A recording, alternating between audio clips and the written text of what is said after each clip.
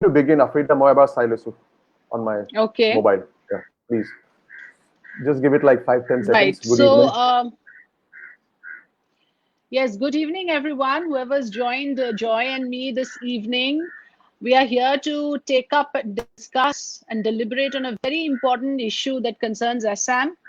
অসমৰ এটা খুবেই দৰকাৰী ইস্যুৰ ওপৰত আমি ডিছকাশ্যন এটা কৰিম। এইটোৰ কাৰণে ডিছকাশ্যন খুবেই দৰকাৰ, কাৰণ কি হয়, বহুত এনেকুৱা ডিচিশ্যন চৰকাৰে লয় যিটো আমাক ডিৰেক্টলি ইম্পেক্ট কৰে, কিন্তু আমি তাৰ এক্সাক্ট প্ৰ'জ এণ্ড কনছ গোটেই পিকচাৰটো আমি গম নাপাওঁ।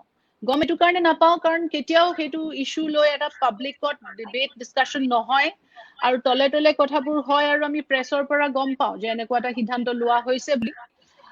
সেইটো সদায় অবভিয়াছলি চৰকাৰে সিদ্ধান্ত এটা যেতিয়া লয়, সেইটো সদায় ৰাইজৰ হিতত লোৱা বুলিয়েই প্ৰজেক্ট কৰিব।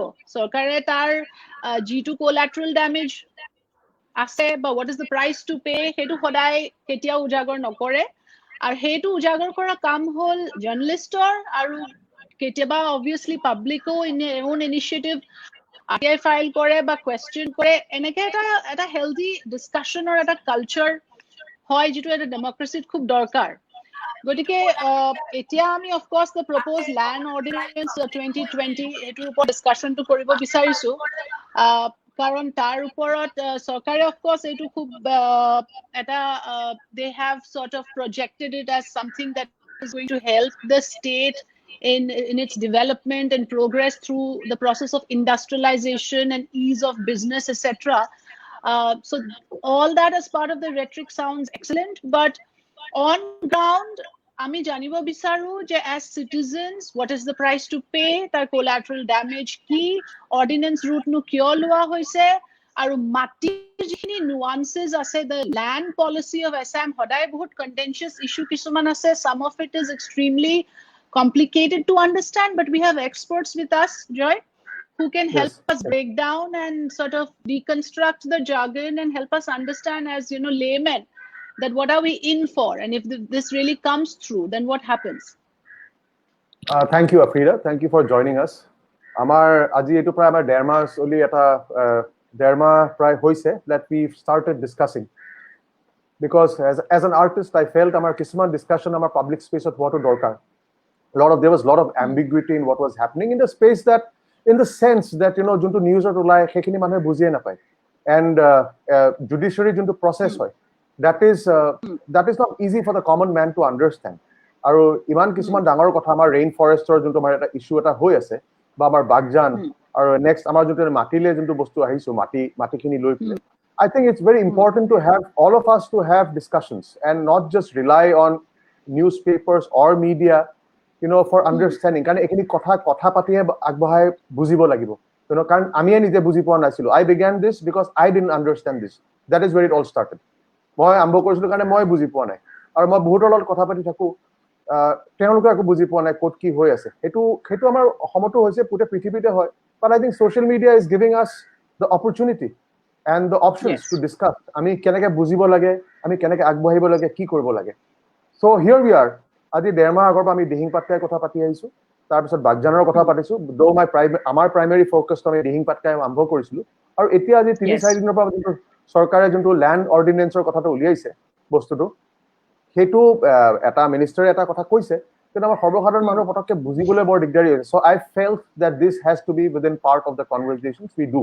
আমি এইটো বুজিব লাগিব, আমি এইটো we have to be part of what this is, আৰু আমি কিবা নুবুজিলে আমি সুধিব লাগিব, চৰকাৰকো সুধিব লাগিব, and to the people who make laws. সেইকাৰণে আজি আমাৰ লগত we brought in 2 people who have been at the forefront of this. আমাৰ তেওঁলোকে নিজে বুজাব, আৰু আমাৰ প্ৰথমতে we are bringing them in together actually, former additional chief secretary Mr. C.K. Das আৰু senior advocate Mr. Niloy Dotto. I'll bring them both to the screen.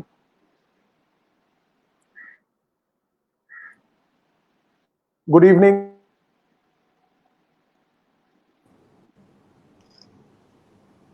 Good evening. Good evening. Hi, Afrida. Hi, Joy. Hi, Mr. Das. Hi, Mr. Datta. Good evening.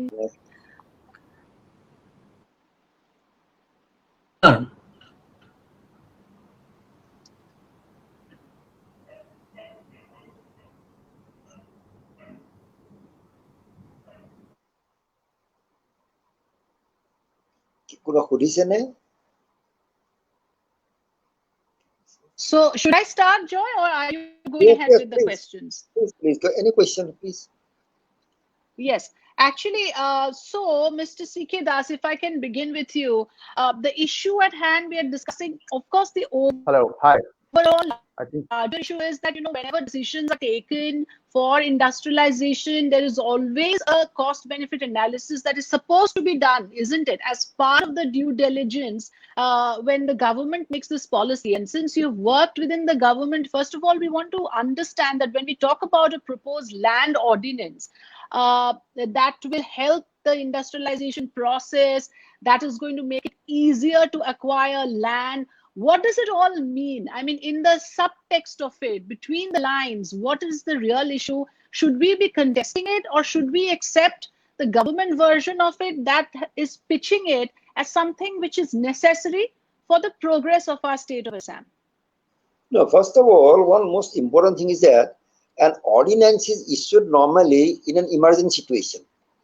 এটা কোনো একটা emergency situation হওয়া নাই যে ইন্ডাস্ট্রিয়ালিস্টে মাটি পাবৰ কাৰণে এই অৰ্ডিনেন্সখন দিয়া হ'ল, কাৰণ নৰ্মেলি কি হয় আমাৰ অসমৰ কাৰণে মাটি এনে এটা বস্তু যে about land, before you take any decision, there should be lots of discussions among the people. Then our legislators should know, media should know. They should see that by a particular decision, how the people will be affected in their economy, in agriculture, in social life. Itia dhorok, amar Asomot itia, as an average farmer, kobo gole, 3-4 bighatkoi besi mati nai. Ite iman kom mati, ejon jodi farmer kali jodi kunbai fusolai ba kunbai besi poisa di jodi mati loi jai, he will become landless. Ar amar samaj enakwa যে landless মানুহৰ তাতে মানুহ ছোৱালী আনিব যালে অলপ মানে hesitate কৰে, হয় নে নহয়? সোশ্যাল ফ্যাক্টৰ এটা আছে। এইবিলাক নচোৱাকে কথা নাই বতৰা নাই এটা অৰ্ডিনেন্স ইস্যু কৰি দিলে by industry department, I understand, concerning matter of land revenue. Land revenue মেটাৰত যদি কিবা যদি মেজৰ ডিচিশ্যন ল'ব লাগে, it will be issued by the revenue department, কাৰণ ৰেভিনিউৰ অফিচাৰবিলাক জইন কৰা সময়তে they undergo training for several months, যে মাটিৰ ল্যান্ড ৰেকৰ্ড কি, how land is measured, cadastral survey কি, মাটি মানুহৰ নাথাকিলে মানুহৰ কি প্ৰবলেম হয়, ল্যান্ড ল কি, একদম ল্যান্ড ল বিলাক আমাৰ 1886 হৈছে Assam land and revenue regulation. তাৰ আগত আমাৰ আহোম ৰজাৰ আছিলে ল্যান্ড ল, আৰু এটা হোল আহোম ৰজাৰ সেই সময়ৰ সিস্টেম হয় যে বেসড অন মুঘল ল্যান্ড ল, যেটো সিকান্দাৰ লোদীৰ পৰা আৰম্ভ হৈছে, যে সিস্টেম অফ গজ বিঘা, সিকান্দাৰ লোদীৰ দিন, আকবৰৰ দিনত, আবুল ফজলৰ দিনত এইবিলাক হৈছে। আজি পাইক বুলি যে কয়, পাইক মান শব্দটো ইৰানিয়ান ৱৰ্ড পাইৰ পৰা আহিছে। এই যে ইমান এটা দীঘল যে হিষ্ট্ৰী আছে, are the people in industry department so expert in revenue matter that suddenly they can issue an ordinance involving land? কাৰণ অসমৰ আপোনাৰ ফিউচাৰটো ডিপেন্ড কৰিছে on agriculture and allied activities. কাৰণ চাওক আসামত আমাৰ আইৰন অৰ নাই, কপাৰ অৰ নাই, জিংক অৰ নাই, কোনো মেটেলিক অৰ নাই আমাৰ আসামত। কয়লা যি আছে হাই সালফাৰ থকা কয়লা, ইণ্ডাষ্ট্ৰীৰ ব্যৱহাৰ নহয়। হাউ Assam will develop? Not through industry, only by developing agriculture and allied activities like fishery, boatery, poultry, piggery, beekeeping. এইটোহে কথা। সেইকাৰণে আমাৰ ফাৰ্মাৰৰ হাতত এতিয়াও যিখিনি মাটি আছে সেইখিনি চাওক, ব্ৰিটিছৰ টাইমতে 27 ছেপ্টেম্বৰ 1919 পিছত যি পাট্টা দিয়া হৈছিলে, তাতে এটা কণ্ডিশ্যন আছে যে প্ৰফেশ্যনেল কাল্টিভেটৰৰ মাটি এনে মানুহৰ হাতত যাব নোৱাৰে who is not a professional cultivator. এইবিলাক নচোৱাকে মানুহৰ মনোভাৱটো নাজানাকে অৰ্ডিনেন্স যিটো ইস্যু কৰিছে, I believe it should be declared as ab initio void, কাৰণ ইয়াৰ কোনো মানে মানুহৰ ভালৰ কাৰণে কৰা হোৱা নাই। যদি ইণ্ডাষ্ট্ৰি কৰিব লাগে, আপোনাৰ যোগীসভাত যে পেপাৰ মিলৰ মাটিখিনি আছে তাতেও চুৰু কৰকচোন। ছেকেণ্ডলি আপোনাৰ যিবিলাক আমাৰ অন্য বেলেগ জেগাত ঠাই আছে, ইণ্ডাষ্ট্ৰিয়েল ছেট বিলাক আছে, ইণ্ডাষ্ট্ৰিয়েল এষ্টেট বিলাক আছে। Now, first again, I would like to know, where is the list, with Assam government, কোনে কি টাইপৰ ইণ্ডাষ্ট্ৰি কিনিবলৈ বিচাৰিছে, সেইটো ডাঙৰ কথা, কোনো লিষ্ট নাই কাৰো লগত। আৰু তো ডাঙৰ ভয়ানক কথা হৈছে কি, এনেকে যদি আৰ্বিট্ৰেলি আমি মাটি যাবলৈ দিওঁ কি হ'ব, সাপোজ মই এটা সৰু ইণ্ডাষ্ট্ৰি খুলিব বিচাৰিছো নলবাৰীৰ ওচৰত, যে বাকেট চেয়াৰ বনাম বা হাৱাই চপল বনাম, মোক যদি 1 বিঘা মাটি লাগে, এই সুযোগটো লৈ পেলাই I can buy today 20 bighas of land, and after 10 years I can construct flats in that land. সেইবিলাক কোনে চেক কৰিব? সেইকাৰণে এনেকুৱা ডিসিশন ললে কি ৰিয়াকশন হ'ব পাৰে, কি ৰেমিফিকেশন হ'ব পাৰে, সেইটো কোৰ্স ভালকে চাই ল'ব লাগে। নুচকে কৰাটো ঠিক নহয়, এইটো ক'ব বিচাৰিছো। খুবেই দৰকাৰী কথা কেইটামান ক'লে আপুনি, আৰু ধন্যবাদ। মানে এইখিনি বস্তুৱে আমি জানিব বিচাৰো সাধাৰণ ল্যাঙ্গুৱেজত, নহয় জয়? কাৰণ আমাৰ মানুহখিনিয়ে গোটেইখিনি কথা ভালকে বুজি নাপায়। যিটো কথা আপুনি ক'লে ইয়াৰ ৰামিফিকেশন, যে এইটো সহজে এটা সিদ্ধান্ত লোৱা হৈছে, বাট ইয়াৰ একটো আপুনি কোৱা মতে মই আপোনাৰ ভাৰ্জনটো প্ৰায় মানে যি বুজি পালো, যে এইটো খুব এটা ৱেল থট আউট বা থাৰলি ৰিচাৰ্চড নহয় বেছড অন গ্ৰাউণ্ড ৰিয়ালিটিজ। আমাৰ এক্সিষ্টিং যিখিনি ৰিচোৰ্চেছ আছে সেইখিনিত কেপিটেলাইজ কৰক, আৰু MSME ডেফিনিশনটো এতিয়া বদলোৱা হৈছে, তাৰ কাৰণে এতিয়া বহুতে এই বস্তুটো ক্লেইম কৰিব পাৰিব, মানে ফৰ MSME বুলি কয় এই অৰ্ডিনেন্সৰ সুবিধাটো ল'ব পাৰিব, যিটো আপুনিও ক'লে। আৰু এটা মানে এতিয়া আমাৰ নেৰেটিভ এটা চলি আছে আত্মনিৰ্ভৰ, সেইকাৰণে I will toss to Joy, but I just want to leave with this point যে আত্মনিৰ্ভৰ হ'বৰ কাৰণে এতিয়া যদি আমি ৰেজিষ্ট কৰো, আমাক এন্টি নেশ্যনেল বুলি কৈ দিব, যে আৰে আমি ইণ্ডাষ্ট্ৰিয়েলাইজ কৰিব খুজিছো, অসমৰ প্ৰগ্ৰেছ কৰিব খুজিছো, আৰু আপোনালোকে ৰেজিষ্ট কৰিছে। এনেকে হলে এমপ্লয়মেন্ট জেনাৰেশ্যন কেনেকে হ'ব, আমি আত্মনিৰ্ভৰ কেনেকে হ'ম, আমি ইয়াত নিজৰ বস্তু আমি নিজে মেনুফেকচাৰ কেনেকে কৰিম, যদি মাটিয়ে দিব নোখোজে, যদি ইমানেই মানে at every step if there is resistance. I'm just being a devil's advocate. Joy, over to you.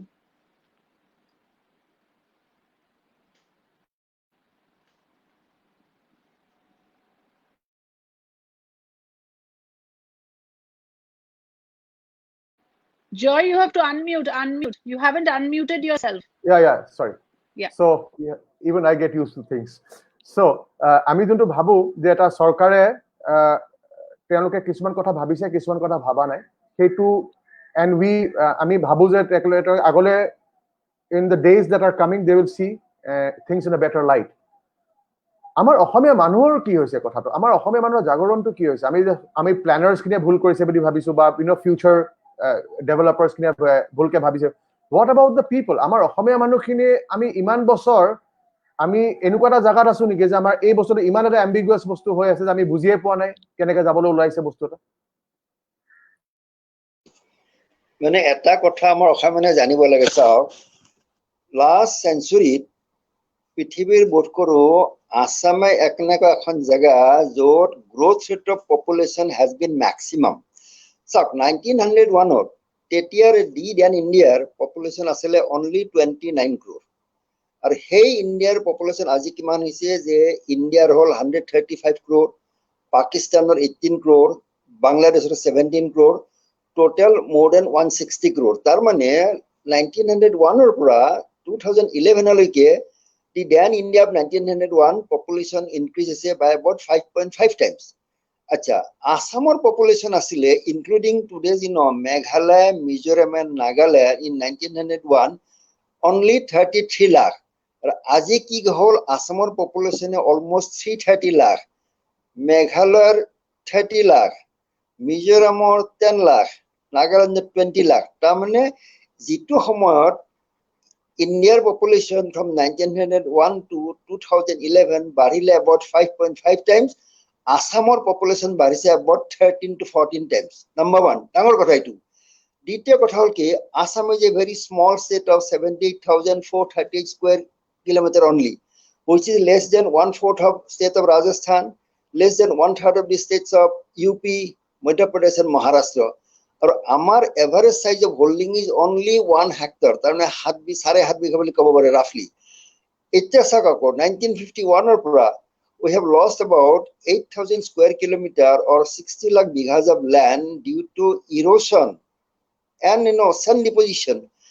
এফালে অসমত কি হৈছে, মানুহ ভয়ানক হাৰত বাঢ়িছে, মাটি কমি গৈছে। এতিয়া যিখিনি মাটি হাতত আছে আমি যদি সেইখিনি নাৰাখো, যিহেতু মই আগতে ক'লো যে আমাৰ ডাঙৰ ইণ্ডাষ্ট্ৰিৰ কোনো স্কোপ নাই, our future lies in increasing the productivity of our land, increasing the cropping intensity to 3, increasing application of fertilizer, providing more irrigation, providing pesticide at the right time, providing mechanization, providing storage facility, cold storage, marketing facility, আৰু credit দিয়ক সাফিচিয়েণ্টলি আজি আসামত চাওক credit deposit ratio hoise less than 50%, whereas in states like Karnataka and Tamil Nadu credit deposit is more than 110%.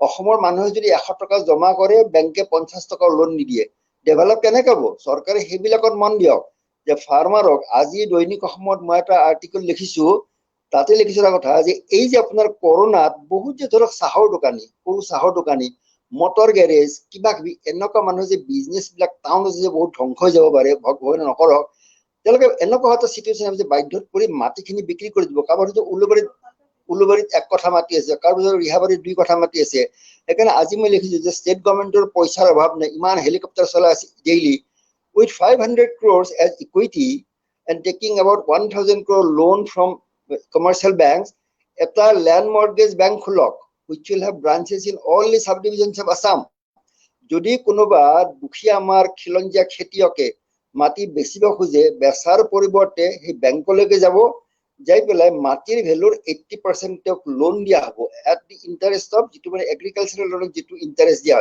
6% aru government jitu subvention theke 3% যেটা effective rate of interest বলে 3% মানুহৰ মাটিও বাচিব আৰু এগ্ৰিকালচাৰতো আপোনাৰ ভালকে কাম কৰিব পাৰিব সেইবিলাক জানিব লাগে মানে আমাৰ মানুহ হেইটো গম পোৱা নাই এই মাটি আপোনাৰ যেটো মই এবাৰ কৈছিল যে প্যালেষ্টাইনত কি হৈছিল যেতিয়া 1910 ৰ পৰা ইহুদি বিলাকে ইনে প্ল্যান মেনাৰ প্যালেষ্টাইনত আহিবলৈ ললে দে স্টাৰ্টেড বাইং ল্যান্ডস ফ্ৰম আৰব মানুহ বিলাকে বুজি নাপালে মাটি বিক্ৰী কৰি কৰি ইহুদিৰ মাটি বেছি হৈ গল মানুহ বাঢ়িলে and in 48 the Palestinians lost their country অসমৰ মানুহে বুজাত টাইম আহিছে যাতে মাটিত যাতে কাৰো যাতে ফুসুলনে ভুল না যায় কাৰো যে কোনো বাফিয়া বা দালালৰ যাতে গুণ্ডাৰ যাতে ভয় যাতে মাটি বিক্ৰী নকৰে আৰু প্ৰত্যেক গাঁৱত মানুহে একটা গ্ৰুপ তৈয়াৰ কৰক যে মাটি সংৰক্ষণ সমিতি যাতে কোনেও কাকো ঠগি পেলাই আমাৰ মাটিবিলাক নিব নোৱাৰে we should be very careful I think Mr.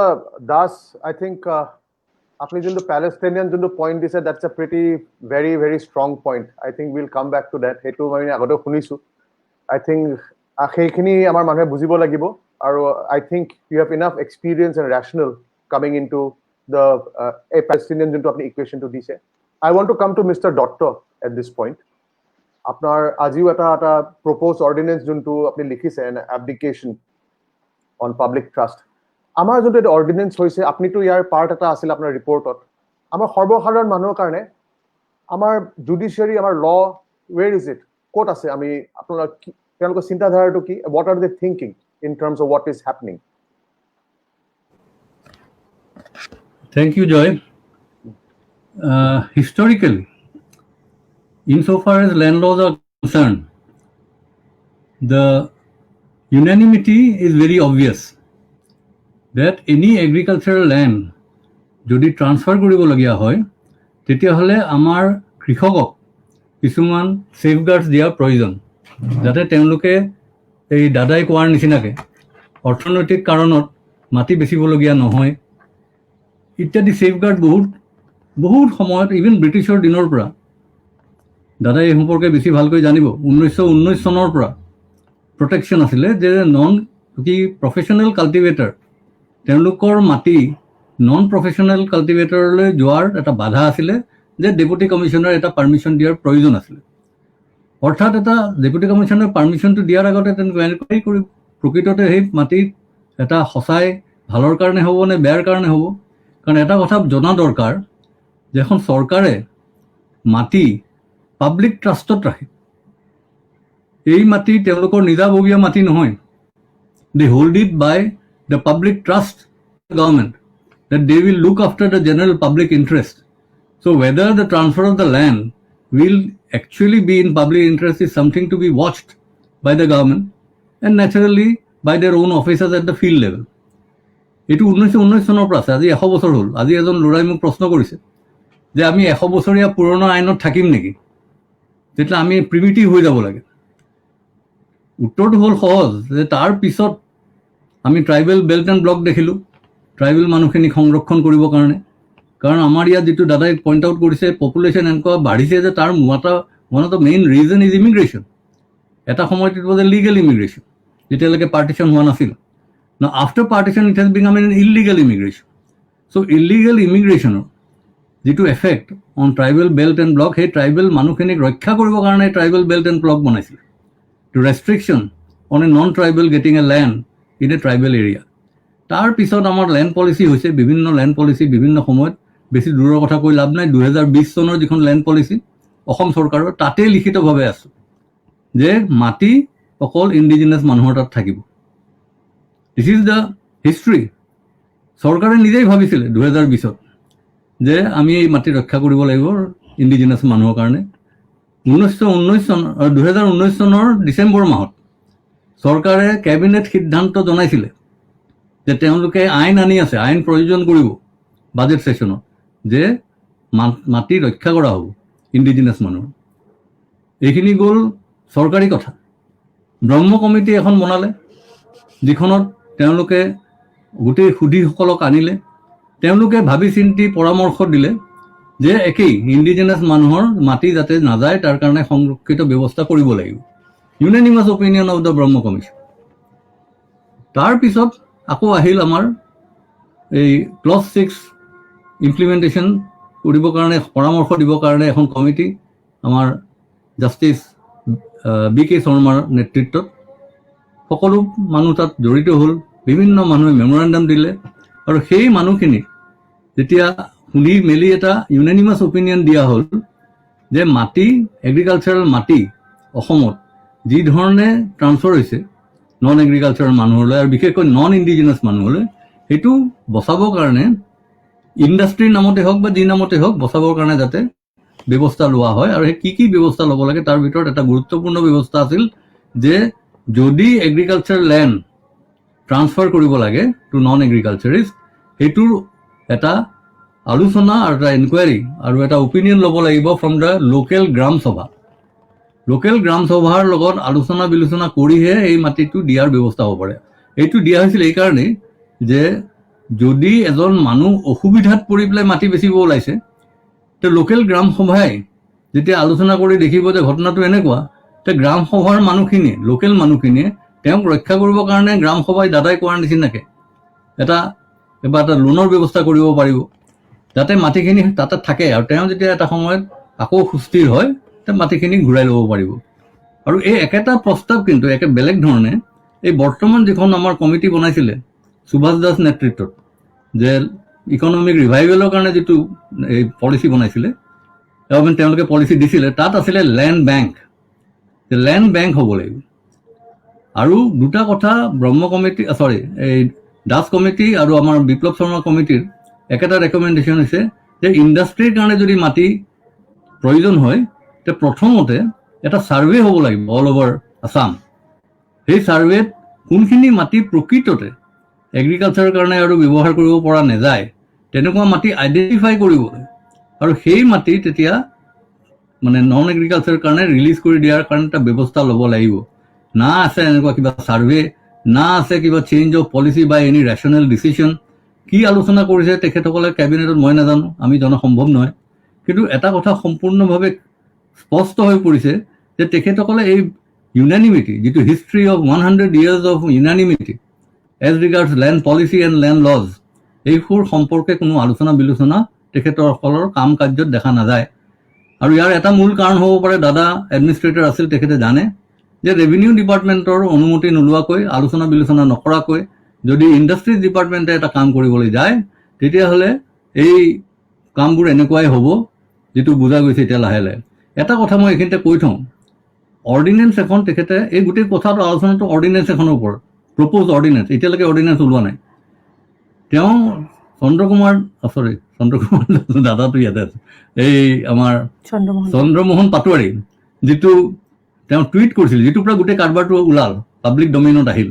তেওঁ কৈছিলে যে সকলো মানুহে মাটি এতিয়া লৈ এখন ইণ্ডাষ্ট্ৰী যদি কৰা বুলি এখন যদি চেল্ফ ডিক্লেৰেশ্যন দিয়ে, কোনো ইনস্পেকশ্যনৰ কথা নাই, তেওঁ কৰিছে নে নাই কৰা দৰকাৰ নাই, আৰু ইনস্পেকশ্যন হ'ব নোৱাৰে 3 বছৰ। আইনত তেওঁলোকে সেইটো কৰিব খুজিছিলে, ন' ইনস্পেকশ্যন, ন' এপ্ৰুভেল।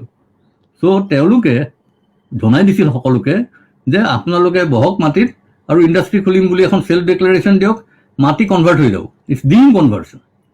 ডিম conversion has always been rejected even by the clause 6 committee. স্পষ্টভাৱে কৈছে যে ডিম কনভাৰ্চন বস্তুটো হ'ব নোৱাৰে। এতিয়া তেওঁলোকে ডিম কনভাৰ্চনৰ কথা ক'লে, গুজৰাট ৰাজস্থানৰ আইনৰ দোহাই দি পেলাই কৰিব খোজা বুলি কয়। মোৰ সন্দেহ আছে যে সেই আইনকেইখন স্পষ্টভাৱে তেখেতসকলে পঢ়িছে নাই। তাৰ মূল কাৰণ হ'ল গুজৰাটত পেষ্টিয়ৰ ইজ নহয়, ৰাজস্থানত পেষ্টিয়ৰ লেণ্ড ইজ এক্সেম্পটেড। তেওঁলোকে হয়তো পেষ্টিয়ৰ লেণ্ড আৰু এগ্ৰিকালচাৰ লেণ্ডৰ মাজত ডিফাৰেঞ্চটো কিবা এটা অদ্ভুত ভাবি লৈছে। যি কি নহওক এইবোৰ ডিটেইলছৰ কথা। কিন্তু আটাইতকৈ ডাঙৰ কথা, যোৱাকালি আমাৰ পাটোৱাৰী ছাৰ তেখেত আহিলে আকৌ প্ৰথমবাৰৰ কাৰণে প্ৰেছ কনফাৰেন্সত আহি তেখেতে ক'লে, মই নিজৰ দায়িত্বত মই ঘোষণা কৰিছোঁ যে এইখিনি কথা সত্য নহয়। যিকোনো মানুহে মাটি ল'ব নোৱাৰে, নন ইণ্ডিজিনাছে মাটি ল'ব নোৱাৰে, আৰু যদি ইণ্ডিজিনাছে নিজৰ মাটিত ইণ্ডাষ্ট্ৰি কৰিব খোজে তেতিয়াহ'লে এই ক্লাছিফিকেশ্যনটো অট'মেটিক বদলি যাব। তেওঁ এইটো কথা ঘোষণা কৰিছে কালি, আৰু সকলোৰে লিপিবদ্ধ হৈ আছে সকলোৰে টিভি চেনেলত। এতিয়া অৰ্ডিনেন্সখন যেতিয়া ওলাব তেতিয়া প্ৰকৃততে আমি চাম তাত any person can do this, or তেখেতে কোৱাৰ নিচিনা only a indigenous owner can do this. শব্দকেইটাৰ মাজত যথেষ্ট তফাত আছে। এনি পাৰ্চন বুলি যদি কয়, any person submits a self declaration, তেতিয়াহ'লে কেৰেলাৰ মানুহ এজনো আহি পেলাই পাৰিব, নোৱাৰাৰ কোনো কাৰণ নাই, এনি পাৰ্চন। সেইকাৰণে আমি শব্দকেইটা চাম অৰ্ডিনেন্সত। এখন ড্ৰাফ্ট অৰ্ডিনেন্স এখন ইতিমধ্যে চাৰ্কুলেশ্যন হ'ব ধৰিছে ছ'চিয়েল মিডিয়াত, যে এইখন হৈছে ড্ৰাফ্ট অৰ্ডিনেন্স। তাত কিন্তু মই দেখিছোঁ তাত এনি পাৰ্চনেই আছে, অৰ্থাৎ এনি পাৰ্চন বলতে এনি পাৰ্চন। এতিয়া পাটোৱাৰী এই সম্পৰ্কে কি ক'ব আমি নেক্সট প্ৰেছ কনফাৰেন্সত চাব লাগিব। আৰু আজি ৰাতিৰ ভিতৰত যদি অৰ্ডিনেন্স ওলায় এনি পাৰ্চন বুলি, তেতিয়াহ'লে তেখেতে কালি কোৱা কথাখিনি সত্য নহয় বুলি প্ৰমাণিত হ'ব। এইখিনি হৈছে বৰ্তমান বিপদজনক কথা অৰ্ডিনেন্সখন লৈ। অৰ্ডিনেন্সত আটাইতকৈ গুৰুত্বৰ কথা, ইণ্ডাষ্ট্ৰিয়েলাইজেশ্যন হ'ব লাগে, কাৰো ডিছপিউট নাই। ইণ্ডাষ্ট্ৰিয়েলাইজেশ্যন হ'বৰ কাৰণে কেনেকুৱা ইণ্ডাষ্ট্ৰি হ'ব লাগিব সেইটোৰ ওপৰত ডিছপিউট আছে। এগ্ৰ' ইণ্ডাষ্ট্ৰিজ হ'ব নে ডাঙৰ ডাঙৰ ইণ্ডাষ্ট্ৰি হ'ব? ডাঙৰ ইণ্ডাষ্ট্ৰি বুলিতে তেখেতসকলে ক'ব খোজে যে আজিকালি এই আমি অকল MSME কাৰণে কৰিছোঁ। MSME turnover in 3 years is 250 crores. Investment is 50 crores. Initial investment. ত' অসমৰ কোনজন খেতিয়কে 50 কোটি টকা লগাব পাৰিব ইণ্ডাষ্ট্ৰিৰ কাৰণে? অবভিয়াছলি তেওঁ সেই মাটিটো কাৰোবাৰ লগত এলাইনমেণ্ট কৰিব লাগিব। আৰু মনত ৰাখিব, এনি পাৰ্চন বুলি যদি আহে তেতিয়াহ'লে এইটো কোম্পানী হ'ব পাৰে। অৰ্থাৎ এজন মানে বহিৰাগত এজন যদি ইণ্ডাষ্ট্ৰিয়েলিষ্ট আহে, এমি ইণ্ডাষ্ট্ৰি চাপ'জ মিডিয়াম স্কেলৰ ইণ্ডাষ্ট্ৰি, তেওঁ যদি আহে তেওঁ এখন পাৰ্টনাৰশ্বিপ বনাই ল'ব এজন নন ইণ্ডিজিনাছ দুখীয়া মানুহ, যিটো আমি পাহাৰত বহুত দেখিলোঁ, পাৱাৰ অফ এটৰ্নি বনাই মাটি দখল কৰাৰ যিটো প্ৰচেষ্টা। ত' একেটা বস্তু ইয়াত হ'ব, আৰু তেতিয়া সেই মাটিখিনি এই ইণ্ডাষ্ট্ৰিয়েলিষ্টজনে বেনামী পালে, আৰু তেওঁ তাত এই দাদাই ইতিমধ্যে বুজাই গৈছে একেটা কথাকে মই আৰু নকওঁ, এই মাটিখিনি লাহে লাহে সেই মানুহটোৰ পৰা আঁতৰি আহিব। যেনেকৈ সকলো পাহাৰত এটা সময়ত এই পাৱাৰ অফ এটৰ্নিৰ নামত লাহে লাহে লাহে লাহে মাটি ইভেন ট্ৰাইবেল মানুহৰ পৰা গুচি আহিছে নন ট্ৰাইবেললৈ বহুত জেগাত। So we are at a very critical juncture. এতিয়া আমাৰ যিটো juncture, যিটো আপুনি আমাক বুজালে, এই juncture টো খুবেই critical juncture, কাৰণ আপুনি কৈছে যে the devil is in the details. Any person বুলি যদি কৈ দিয়ে, it can go to unscrupulous elements, যিকোনো capitalist mindsetor মানুহ আহি এই বস্তুটো, আৰু এনেকুৱা অনবৰতে সচৰাচৰ হৈয়ে আছে আমাৰ দেশত, একো নতুন কথাও নহয়। So it will be very easy for any unscrupulous element, and we know about the kind of nexus that exists with the powerful lobbies. So Ohomor nisna ekhon state or jot public awareness compared to other places are also a little low. Ar apni koa kotha gita moi jeneke buji paisu jonasaধাৰণ যদি বুজি পায়, তেতিয়া মই দেখিছো আপোনাৰ কথাৰ পৰা মই যি বুজি পালো, এইটো এটা it's trying to, I would say, waylay people, because আমাৰ ইণ্ডিজিনিয়াছ মানুহখিনিৰ মাটি সংৰক্ষণ কৰাটো গভৰ্ণমেণ্টৰ ডিউটি, তাৰ কাৰণে certain systems were put in place. এতিয়া গোটেইখিনি বস্তু অভাৰৰাইড কৰি পেলাই যদি এখন অৰ্ডিনেন্স প্ৰপ'জ কৰে, আৰু তাতো নাও উই আৰ ৱেইটিং ফৰ দ্য এক্সাক্ট টাৰ্মিনলজি, যিটো আপুনি কৈছে অভাৰনাইট কি হয় কি নহয় আমি নাজানো। বাট ইন দ্য প্ৰপ'জড অৰ্ডিনেন্স কথাটো কি ধৰণে আছে, মিষ্টাৰ দত্ত আপুনি যদি অলপ বুজাই দিয়ে আমাক, যে তাৰ মাজত what is the final shape that it can take, and which are the things in this proposal which should be withdrawn as per your understanding? Okay. ঘটনাটো হৈছে এনেকুৱা, যিখিনি বৰ্তমান যিখিনি প্ৰটেকশ্যন আছে তাকো 100 বছৰৰ পৰা ব্ৰিটিছে দি যোৱা অসমীয়া মানুহক প্ৰটেকশ্যন যিখিনি বনাইছিলে ব্ৰিটিছে সেইখিনি এতিয়া অসমীয়া মানুহৰ পৰা কাঢ়ি ল'ব খুজিছে। দিছ is the most dangerous part of this entire exercise. তেওঁলোকৰ দৌৰা দাদাই কোৱাৰ নিচিনা কি আছে মই বুজা নাই। Ordinance is always for an emergency, যে এছেম্বলি বহা নাই, এটা সময় আছে, সেই সময়ৰ ভিতৰত এইটো নকৰিলে এটা সাংঘাতিক সম্ভাৱ্য বিপদ আছে। এইকাৰণে অৰ্ডিনেন্স পাৱাৰটো দিয়া আছে, বৰ সীমিত পাৱাৰটো। এতিয়া এইখন অৰ্ডিনেন্স কিয় দিছে তাৰ আটাইতকৈ গুৰুত্বপূৰ্ণ কথাটো হৈছে ইয়াৰ আৰ্জেঞ্চি কি সেইটো চৰকাৰে এতিয়ালৈকে বুজাব পৰা নাই। সেইটোৰ পৰা বুজা যায় যে তেওঁলোকৰ এটা হিডেন এজেণ্ডা আছে, যে এছেম্বলি বহাৰ আগতেই, আজি এছেম্বলি বহিবলৈ মেক্সিমাম আৰু তেওঁলোকৰ 2 মাহ সময় আছে মেক্সিমাম, কাৰণ লাষ্ট এছেম্বলি বহিছে 30 মাৰ্চত। 6 মাহৰ ভিতৰত এছেম্বলি বহিবই লাগিব আকৌ, যি চিটুৱেশ্যনে নহওক, otherwise there is a precedents rule coming up.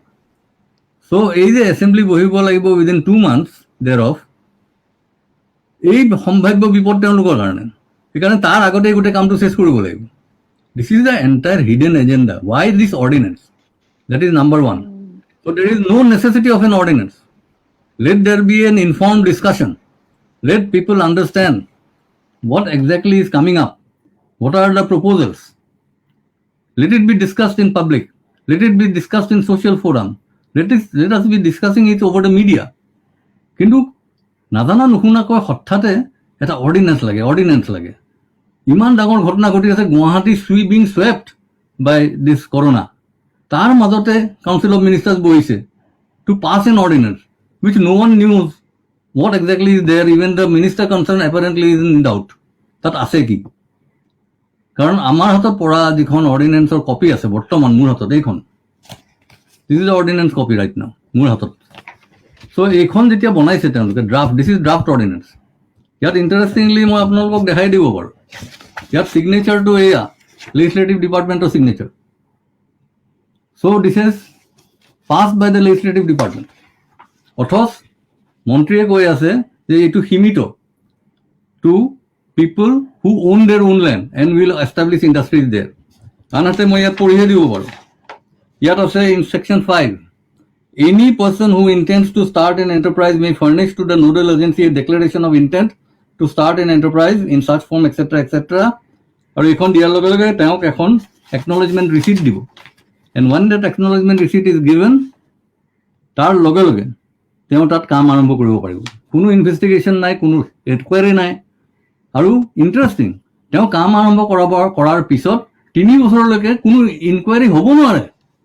তেওঁ প্ৰকৃততে তাত কিবা ইণ্ডাষ্ট্ৰীৰ গাঞ্জাই বনাইছে নে আফিঙে বনাইছে নে প্ৰকৃততে কটেজ ইণ্ডাষ্ট্ৰী কৰিছে, কোনো ইনভেষ্টিগেশ্যন হ'ব নোৱাৰে। এইখন আজগুবি, এনেকুৱা বস্তু মই আজিলৈকে দেখা নাই যে এটা চৰকাৰে কমপ্লিট তেওঁলোকৰ নিজস্ব পাৱাৰটো দি দিছে যে আমি একো চাব নোৱাৰোঁ, আমাৰ ক্ষমতা নাই, আমি এটা ক্ষমতাহীন চৰকাৰ, আৰু সেই ক্ষমতাহীন চৰকাৰে তোমালোকক দিগদাৰ নকলে তোমালোকে এখন সেল্ফ ডিক্লেৰেশ্যন দিয়া যে মই এই কামটো কৰিম, লগে লগে তোমাৰ এই মাটি তোমাৰ মানে ক্লাছিফিকেশ্যন বদলি যাব, তাত তুমি কি কৰা নকৰা 3 বছৰৰ মূৰত আমি চাম।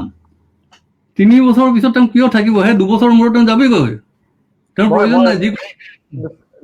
নিলয় দা, এটাই কথা মই সুধিব খোজো, মানে সেইটোৱে এজন ইফ মই নিজকে যদি সৰ্বসাধাৰণ এজন অসমীয়া বুলি ভাবো, আৰু আমাৰ চৰকাৰটো অসমীয়া মানুহৰ পৰাই বনিছে, এওঁলোকে they have come with absolute majority, এইটো মানে ক'ৰ পৰা আহিছে? Where is this? এই ডিচিশ্যনটো যে তেওঁলোকে লৈছে যে আমি কুৱেশ্যন নকৰাকে এটা এনকুৱাৰী নকৰাকে আমি দিম, আমাৰতো মানুহৰ পৰাই মাজৰ পৰাই চৰকাৰখন বনিছে।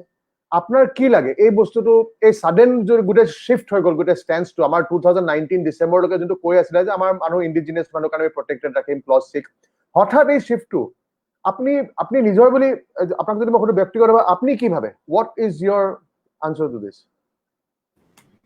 চাওক, বিভিন্ন সময়ত মই বিভিন্ন চৰকাৰৰ লগত জড়িত থকা মানুহ, কাৰণ আইনৰ দৃষ্টিভংগীৰ পৰা আমি বহুতো চৰকাৰী কাম মানে তদন্ত কৰিব লগা হয়, চাব লগা হয় কোৰ্টত। মই বিভিন্ন চৰকাৰৰ লগত বিভিন্ন নিজৰ পজিশ্যন লৈ পেলাই জড়িত আছিলোঁ। চৰকাৰ কেনেকৈ ফাংচন কৰে মই মোটামুটি জানো। এতিয়া এই ঘটনাটো কিয় হৈছে? আপুনি একটা খুব ৰেলেভেণ্ট প্ৰশ্ন এটা কৰিছে। ঘটনাটো এনেকুৱা যে MSME ইণ্ডাষ্ট্ৰী ৰিভাইটেলাইজেশ্যনৰ নামত এতিয়া কিছুমান অৰ্থনৈতিক ষ্টিমুলাছ আহিছে, যিটো এন সীতাৰামনে ঘোষণা কৰিছিল।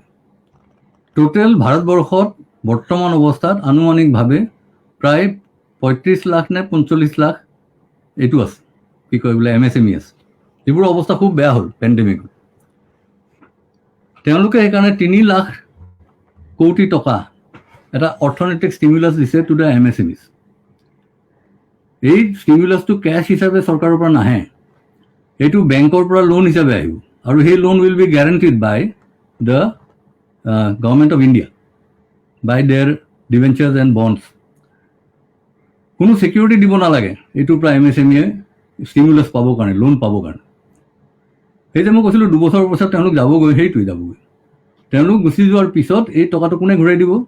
এই টকাটো ঘূৰাই দিব লাগে to by the government, because they have issued short bonds in support of the. এতিয়া চৰকাৰী বণ্ডৰ আপুনি জানে, চৰকাৰী bond can always be indefinitely extended till the government survives. So' basically বণ্ডৰ ওপৰত এই বেংকবোৰ পিছত ছাৰ্ভাইভ কৰিব লাগিব। 3 লাখ কোটি টকাৰ বণ্ড, অৰ্থাৎ liquidity of the banks will come down drastically to that extent. আৰু তাত সেইকাৰণে আকৌ কেপিটেল ইনফিউজ কৰিব লাগিব চৰকাৰে ভৱিষ্যতে। দিছ ইজ দ্য সম্ভাৱ্য পৰিস্থিতি which is coming up because of a serious recession which is মানে বৰ্তমান threatening this entire country. This is the scheme which is the entire scheme which is coming up. এতিয়া অসমৰ কাৰণে এই প্ৰায় MSME বৰ্তমান থকা বুলি কয় around 65,000, no, sorry. It's somewhere around 1 lakh. That was what was announced by the Chief Minister in Dibrugarh. The 1 lakh MSME আছে। প্ৰকৃততে এই MSMEবোৰ প্ৰকৃততে আছে নে নাই এইবোৰ বিচাৰ্য বিষয়, পিছত এনকুৱাৰী দেখা যাব, সেইকাৰণে আকৌ এনকুৱাৰীও নালাগে। এতিয়া এই 1 লাখৰ কাৰণে যদি এই টকা আহে, কিমান আহিব? অসমৰ ভাগত কিমান আহিব? 6,000 কোটি টকা ষ্টিমুলাছ।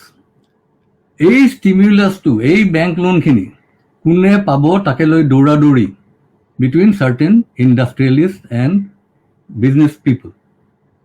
অসমৰ মানুহে কেইজন মানুহে মই ক'ব নোৱাৰোঁ, কেইজন মানুহে অৰ্থনৈতিক ষ্টিমুলাছৰ কথা জানে? খেতিয়কে। কাৰণ আমাৰ এখেতে কৈছিলে পাটোৱাৰীয়ে যে আমাৰ খেতিয়কে যেতিয়া এইটো কৰিব, MSME কৰিব, তেতিয়া আমি এইটো কৰি দিম। MSME তেওঁ কৰিবলৈ পইচাই নাই, খুব বেছি তেওঁলোকে ক'ব পাৰে যে আমি ষ্টিমুলাছৰ পইচা ল'ম। এতিয়া এই ষ্টিমুলাছৰ পইচাৰ কথা কেইজন অসমৰ খেতিয়কে কৰি জানে, বা কেইজন আমাৰ অসমৰ পঢ়া শুনা কৰা শিক্ষিত মানুহে জানে, সেইটোতে মোৰ সন্দেহ আছে। কাৰণ এইটো আমাৰ ছাবজেক্ট নহয়। কিন্তু এই ছাবজেক্টটো কাৰ? এইবোৰ বিজনেছ কমিউনিটিৰ ছাবজেক্ট, তেওঁলোকে জানে। অসমীয়া থলুৱা বিজনেছ কমিউনিটি ভাৰ্চুৱেলি নাই, দাদাই বেছি জানিব। সেইকাৰণে তেওঁলোকে জনাৰ, এই ষ্টিমুলাছৰ কথা জনা সম্ভৱ নহয়। তেওঁলোকৰ আগতে শিকাব লাগিছিল যে এইটো আহি আছে, তোমালোকে ইণ্ডাষ্ট্ৰি খোলা, এই শিক্ষাটো দি তাৰপিছত তুমি অৰ্ডিনেঞ্চ কৰা, আইন বনোৱা তোমাৰ কথা। কিন্তু ঘটনা হৈছে কমচে কম মানুহকতো কোৱা। কালিৰ প্ৰেছ কনফাৰেঞ্চত এবাৰৰ কাৰণে ক'লেনে, বুজালেনে যে এই টকাটো আহিব, এই ষ্টিমুলাছ আহিব, এনেকৈ আপোনালোকে বেংক লোন ল'ব পাৰিব, সেইকাৰণে আপোনালোকে কৰক, এই কথাটো কোৱা নাই। কৰিব পাৰিবতো কৈ আছে চৰকাৰে। এতিয়া কৰিব পাৰিব কি সেইটোহে কৈ আছে, কেনেকৈ কৰিব তাৰ শিক্ষাটো দিয়া হোৱা নাই মানুহক। আৰু আমাৰ মানুহৰ পৰা সেইকাৰণে সম্ভাৱ্য সাংঘাতিক বিপদত আছে। এই টকা 6,000 কোটি টকা কেইজন ইণ্ডাষ্ট্ৰিয়েলিষ্টে পাব বিভিন্ন তেওঁলোকৰ বেনামী সংগঠনৰ যোগেৰে? এইটো হৈছে তাৰ হিডেন এজেণ্ডাটো। অৰ্থাৎ সেইকাৰণে মই বৰ আৱেগিক হৈ পৰিছোঁ যে কিয় পাব্লিক ট্ৰাষ্ট থকা এটা চৰকাৰে, তেওঁলোকৰ দায়িত্ব আছিলে, তেওঁলোকে জাতি মাটিৰ কথা কৈ আহিছিলে, তেওঁলোকে কিয় ষ্টাডি কৰা নাই? এওঁলোকতো অসমীয়া জাতীয়তাবাদৰ পৰা উঠা মানুহ, যিকেইজন গোটেই মুৰব্বীসকলতো জাতীয়তাবাদী শিবিৰৰ পৰাই যোৱা মানুহ। তেওঁলোকে নিজৰ জাতীয়তা সত্তাটো কিয় পাহৰি গৈ পেলাই এতিয়া এই ধৰণৰ এখন সাংঘাতিক আইন? মই সৰ্বানন্দ সোণোৱাল আৰু পাটোৱাৰীক নিজে চিনি পাওঁ, নিজে জানো যে তেওঁলোক সাংঘাতিক জাতীয়তাবাদী আছিল বুলি ক'ব লগা হৈছে মই আজি। কিন্তু মই তেওঁলোকক আপিল কৰিছোঁ ছ'চিয়েল মিডিয়াত যে এবাৰ আকৌ চিন্তা কৰি চাওক, প্লিজ ৰিভিউ ইয়ৰ ডিচিশ্যন বুলি দিছিলোঁ। তেওঁলোকৰ পৰা কোনো উত্তৰ মই পোৱা নাই। সেইকাৰণে মোৰ এতিয়াও সন্দেহ আছে যে তেওঁলোকে এই সম্ভাৱ্য বিপদটো বুজিছে নে নাই বুজা। আৰু আইনখন সেইকাৰণে এতিয়া ধৰি ৰাখক, দিব নালাগে, কৰিব নালাগে, আৰু আলোচনা হওক, মানুহৰ মাজলৈ যাওক, মানুহক কওক। এতিয়া বানপানী, গোটেই অসমত বানপানী, মানুহ মৰিছে বানপানী ৮৮০ জন। ইয়াত এতিয়া মাটি ট্ৰান্সফাৰৰ কথাত তেওঁলোকে কিয় লাগি আছে? এনেকুৱা এখন অৰ্ডিনেঞ্চ দিব লগা হ'ল। গোটেই কথাটো সেইখিনিতে খেলি মেলি হৈ আছে। এতিয়া কি কৰা উচিত এই সন্দৰ্ভত দাদাই বেছি জানিব। দাদাই is a very good was a very good administrator. তেওঁ NECৰ এডভাইজাৰ আছিল, ডাইৰেক্টৰ আছিল এটা সময়ত। তেখেতৰ নিচিনা মানুহক যোগাযোগ কৰক, সোধক কি কৰা ভাল। গংগাটোপটো হৈ ফুলি আছে কেইজনমান বিষয়া, কাৰো কথা নুশুনে। তেওঁলোকে ব্ৰহ্ম কমিটি পঢ়া নাই, মই লিখি দিব পাৰোঁ। তেওঁলোকে ক্লজ 6 কমিটি দেখাৰ প্ৰশ্নই নুঠে, কাৰণ সেইখনটো লুকুৱাই পেলালে চৰকাৰে। অৰ্থাৎ সেই মানুহখিনিয়ে পঢ়ক, যিখিনি মানুহৰ বুকুচাত উঠি আজি চৰকাৰে নিজৰ দায়িত্বটো 100 বছৰীয়া পুৰণা আইন এখন বদলাব খুজিছে, সেই মানুহখিনিক পঢ়িবলৈ দিয়ক এই কথাবোৰ। সেইটো হৈছে গুৰুত্বপূৰ্ণ কথা। মই এটা প্ৰশ্ন মিষ্টাৰ দাসক সুধিব খুজিছোঁ, এণ্ড তাৰপিছত আফ্ৰিদা আই থিংক আপোনাৰ নিলয়দাক এটা প্ৰশ্ন সুধিব পাৰিব। আমাৰ প্ৰায় এই ছেকশ্যনটো অলপ শেষ হৈছে। মিষ্টাৰ দাস, অকণমান ডাইভাৰ্চ কৰি যোনটো মানে আপোনালোকে যিটো তাকে ইমানখিনি দেখি আহিছে, হাউ চিৰিয়াছ এই থ্ৰেটটো, যোনটো আমাৰ আইডেণ্টিটি আৰু লেণ্ডৰ threat, specially land, how serious is the threat to land and with that Assamese identity? মই কৈছোৱে যে মাটি নাথাকিলে জাতি নাথাকে, এইটো একদম মানে খাটাং কথা, এইটো চবেই জানে। এতিয়া চাওক, আমাৰ ইণ্ডিয়ান চিষ্টেমত কি মাটিৰ গৰাকী হ'ল ৰাইজ। ইউৰোপিয়ান চিষ্টেমত কি আছিলে যে কিং ৱাজ দি অনাৰ অফ দি লেণ্ড। কিন্তু ইণ্ডিয়াৰ আপুনি আইনী আকবৰীত আবুল ফজলৰো দেখিব কৈছে কি যে ৰাইজৰ সেই মাটিখিনি গভৰ্ণমেণ্ট ইজ জিম্মাদাৰ, মানে গভৰ্ণমেণ্ট ইজ কাষ্টডিয়ান। আৰু ৰাইজে মাটিৰ কাৰণে গভৰ্ণমেণ্টক খাজনা দিয়ে as a social contractor part, যে কি ৰাইজে খাজনা দিলে চৰকাৰে প্ৰজাক সুৰক্ষা দিব আৰু ন্যায় দিব। এইটো হ'ল কথা। দ্বিতীয় কথাটো হ'ল কি, আমি দেখিছো যোৱা ৫-৫০ বছৰ মানত, আপুনি অসমতে কওক ভাৰততে কওক, অসমত ভেগে বহুত মানুহে ক'ব নাপায় দুৰ্নীতি, তাতে এক্সটৰশ্যন, চোৰাং কাৰবাৰ, এইবিলাকেদি আপোনাৰ বহুত টকা ঘটিছে। আৰু ভগৱানে নতুনকে মাটি বনাই থকা নাই। এতিয়া বহুতো হৈছে কি এটা মানে দৌৰাদৌৰি লাগিছে যে এই ইল গটেন মানিবিলাক how to convert that into landed property, কাৰণ মাটিৰ দাম বাঢ়িছে, কাৰণ মাটি নতুনকে হোৱা নাই। আৰু এইটোত সহায় কৰিবলৈ কিছুমান আমাৰ দুষ্ট মানুহ আছে। এইবিলাক বহুত কথা আছে, একদম মানে মই ফ্ৰেংকলি কৈছো, মই দেখিছো। এতিয়া আৰু এটা কথা হ'ল, বহুতে কি কথা ক'ব লাগে যে পুৰণি আইন, আছাম লেণ্ড ৰেভিনিউ, মানুহে হাঁহে, 1886ৰ আইন। এই ব্ৰিটিছৰ যিটো আজি ব্ৰিটিছ গভৰ্ণমেণ্ট চলিছে, তেওঁলোকৰ ৰিটেন কনষ্টিটিউশ্যন নাই। তেওঁলোকৰ entire system of justice administration is mostly based on Magna Carta, which was signed in 1215। তেওঁলোকে মেগনা কাৰ্টাটো নেগলেক্ট কৰা নাই, যে আপোনাৰ এজন মানুহৰ যিটো ইণ্ডিভিজুৱেল লিবাৰ্টি, ৰাইট, বিনা বিচাৰে এৰেষ্ট কৰিব নোৱাৰে, এইবিলাকতো মেগনা কাৰ্টাৰ পৰা আহিছে বস্তুবিলাক। আৰু এটা ডাঙৰ কথা হ'ল, আজি মানুহৰ এই যিখিনি মানুহ মই ক'লো যে ইল গটেন মানি বহুত পাইছে, সেইখিনিত আপুনি চাব অকল অসমতে নহয় বা ভাৰততে নহয়, বাহিৰত হৈছে কি 3টা বস্তুৰ ওপৰত মানে এটাক কৰিছে, জল, জমিন, জংগল। মাটি ল'ব লাগে, ফৰেষ্ট অইলটো ল'ব লাগে, আৰু পানী ল'ব লাগে। আপুনি দেখিব লেটিন আমেৰিকাত এতিয়া বহুত দেশত পানীৰ কাৰবাৰটো 2টা কোম্পানীয়ে চলাই, চুইজ আৰু হিভেণ্ডি। চাওক, পানীয়ে মাটি আৰু জংঘলৰ অধিকাৰ নিব ওলাইছে। সেইকাৰণে আমাৰ অসমতো খিলঞ্জীয়া মানুহখিনিৰ আগতে কি আছিলে যে কাৰোবাৰ মাটি বানপানীত গ'লেও, আমাৰো দেখিছিলো বৰপেটাৰ মানুহে ভূটান বৰ্ডাৰত মাটি দখল কৰে, ৰঙিয়াৰ মানুহে গৈ পেলাই নাগালেণ্ড বৰ্ডাৰত মাটি দখল কৰিছিলে, আগতে মাটি আছিলে। আজি যদি অসমৰ মানুহ যদি খিলঞ্জীয়া মানুহখিনি ভূমিহীন হয়, লেণ্ডলেছ হয়, where will they go? Can they go to Nagaland? Can they go to Meghalaya? Can they go to Bhutan? Can they go to Arunachal? ক'ত যাব? ৰাস্তাত আহি থাকিব লাগিব আপোনাৰ। গতিকে সেই অৱস্থা আমি বিচাৰো নেকি? আৰু যিহেতু আপোনাৰ মাটি হ'ল ৰাইজৰ, সেইকাৰণে মাটি সম্বন্ধীয় যিকোনো বেছিক কিবা যদি ডিচিশ্যন ল'ব লাগে, ডাঙৰ ডিচিশ্যন, সেইটো ৰাইজৰ অনুমতি অবিহনে হ'ব নোৱাৰে, আৰু সেইটো ৰাইজে বাধা দিবই লাগিব এনি কষ্ট, নহ'লে জাতি নাথাকে। আপুনি চাওক, ৰোমানিয়া বোলা দেশখন, আগতে ৰোমানিয়া দেশখন ৰোমানিয়া নাছিলে নহয়, ডাইচ বুলি দেশ এখন আছিলে, বেলেগ জাতিৰ মানুহ আছিলে। ৰোমান এম্পায়াৰ ট্ৰাজানে 1st century AD গোটেই মানুহ মাৰি কাটি ৰোমান মানুহ বহাই দি নিউ ৰোমানিয়া হৈ গ'ল ৰোমানিয়া। আমাৰ যেটা তেনেকুৱা নহয় মানুহ কিছুমানে ইলগতন মানি থাকাৰ কাৰণে আজি মানুহৰ গুণ্ডা লগাইছে দালাল লগাইছে মাফিয়া লগাইছে মাটি দখল কৰিব I think people should stand up as one নহলে মাটি যাব আমাৰ মানুহৰ হয় thank you Mr. Das I think আপনি একেবাৰে সৰল ভাষাত যিমান ক্লিয়াৰলি পাৰে আপনি ইমানখিনি কথা কৈছে okay Afrida the last question for Mr. Dotto হেতু পইণ্টে মই মিস্টাৰ নিলয় দত্তক খুদিব খুজু যে এইটো এটা যেটো যিমানটো গম্ভীৰ এটা এইটো ইস্যু হৈ উঠিছে তাৰ গম্ভীৰতাটো হয়তো সাকে বহুত মানুহে বুজিব পৰা নাই আপুনি কথাটো ইস্যুটো ইন এণ্ড আউট ভালকে জানে বাট আপোনাৰ এটা পইণ্ট মই খুব গুৰুত্বপূৰ্ণ ভাবিলো যেটো আপুনি কলে যে এটা প্ৰসেস আছে প্ৰসেসটো এইটো যেনেকৈ আপুনি কলে এটা সাৰ্ভে হৈ পেলাই ইন্ডাষ্ট্ৰিৰ কাৰণে যদি ৰিলিজ কৰিব লগা হয়ও মাটিটো যেটোৰ কাৰণে এটা প্ৰসেস আছে তাতে নন এগ্ৰিকালচাৰাল ল্যান্ড বুলি ৰিলিজ কৰা হয় মই যদি ভালকে বুজিব পাৰিছো আপোনাৰ পইণ্টটো তেনেকুৱা ধৰণে আপুনি কলে এতিয়া কথা হৈছে যদি এটা অৰ্ডিনেন্স উলাই আৰু সেই বস্তুটো গোইং ফৰৱাৰ্ড কি কৰিব পৰা যায় হেতু on a pure legal point এটু বস্তু কেনেকে কন্টেস্ট কৰিব পৰা যাব বা এটু will it stand legal scrutiny এই কথাখিনি অকমান বুজাই কব নেকি প্ৰথম কথা হ'ব লাগিব যদি এখন অৰ্ডিনেন্স কৰি দিয়ে আপোনাৰ ইআইএল ফাইল কৰিব লাগিব যাতে ফান্ডামেন্টাল ৰাইটটো যাতে ফাৰ্মাৰৰ নোহোৱা কৰিব নোৱাৰে কোনো আৰু দ্বিতীয় এটা কথা হ'ল কি চাওক কি এফসাৰ এটা কথা কৈছে যে 3 বছৰ কোনো ইনস্পেকশন নহব প্ৰথম কথা হ'ল কি ইন্ডাষ্ট্ৰি যেটো হ'ব লাগে আমাক কি বেসিক বস্তু লাগে এটা ৰাস্তা লাগিব ৰাস্তা ট্ৰাক যাব পাৰিব কি নোৱাৰে দ্বিতীয় হ'ল আপোনাৰ পাৱাৰ আছে কি নাই জায়গাটো আমি তোৰ পৰা আহিব ক'ত হ'ল আপোনাৰ এফ্লুয়েন্ট বিলাক ক'ত যাব কি বনাব কোনো যদি কেমিক্যাল ইন্ডাষ্ট্ৰি খুলে ওচৰতো আপোনাৰ খেতিয়কৰ মাটিবিলাক নষ্ট হৈ যাব পাৰে এইবিলাক নচোৱাকে কোনে কেনেকে পাৰমিশন নহকে কেনেকে ইন্ডাষ্ট্ৰি পাতিব পাৰে দ্বিতীয় কথা হ'ল যে কোনো যাব নোৱাৰিব তাতে কি হৈছে মই নিজে আপোনাৰ ক'ব নাপাই নিজৰ কথা ক'বলৈ 1986 মই গুৱাহাটীত ডিসি থাকতে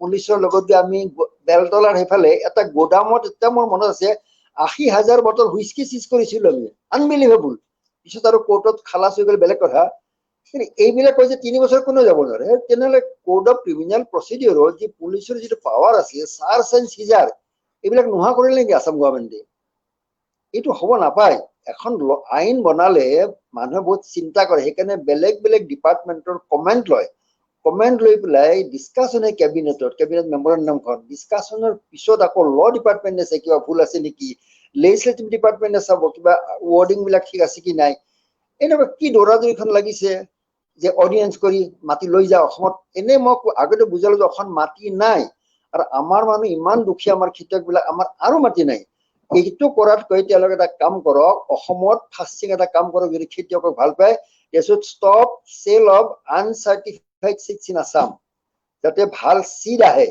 কাৰণ ফাৰ্টিলাইজাৰ নিদিলেও যদি সিড যদি ভাল হয় খেতিৰ প্ৰডাকশন 30% এনেই বাঢ়ি যায় তাৰ যিমান আপোনাৰ সাবসিডাইজ ফাৰ্টিলাইজাৰ আছে যে urea muriate of potash diammonium phosphate super phosphate এইবিলাক খেতিয়কে যাতে ঠিক সরকারের নির্ধারিত দামত যদি পায় সেইটো কৰকচোন এটা মই জনাত ইউৰিয়া খেতিয়কে পাব লাগে যে ধান ৰুইছে 650 টকাত আপুনি বজাৰত যাক 650 টকাত ইউৰিয়া পায় নেকি কোৱাত 12-15 টকা তলত ইউৰিয়া নাপায় গভৰ্ণমেণ্টে সেইটোত মন কান দিয়ক টাইমলি যাতে মিউৰেট অফ পটাছটো আহে গোডাউন ফেসিলিটি দিয়ক ক্ৰেডিটটো বঢ়াই দিয়ক এগ্ৰিকালচাৰ যদি ডেভেলপ হয় মই আগতে কৈছো যে অসমত ডাঙৰ ইন্ডাষ্ট্ৰি স্কোপ নাই স্মল স্কেল ইন্ডাষ্ট্ৰি এনেই বেলেগ জায়গা আছে আমাৰ য'ত খেতি নহয় বা বৰ্ডাৰ এলেকা আছে এটা ৰেংমা ৰিজাৰ্ভ ফৰেষ্ট মই দেখো যে এডালো তাতে গছ নাই গভৰ্ণমেণ্ট অফ ইণ্ডিয়া কওক যে ৰেংমা ৰিজাৰ্ভ ফৰেষ্টখন ৰিজাৰ্ভ কৰি দিয়ক তাতে আমি ইন্ডাষ্ট্ৰি পাতো বা যিবিলাক ডিসপুটেড এৰিয়া বুলি কয় আমাৰ যে অৰুণাচল বৰ্ডাৰ আছে আমাৰ মানুহ নাযায় ভয়তে সেইবিলাক জায়গাত অৰুণাচল গভৰ্ণমেণ্টক কওক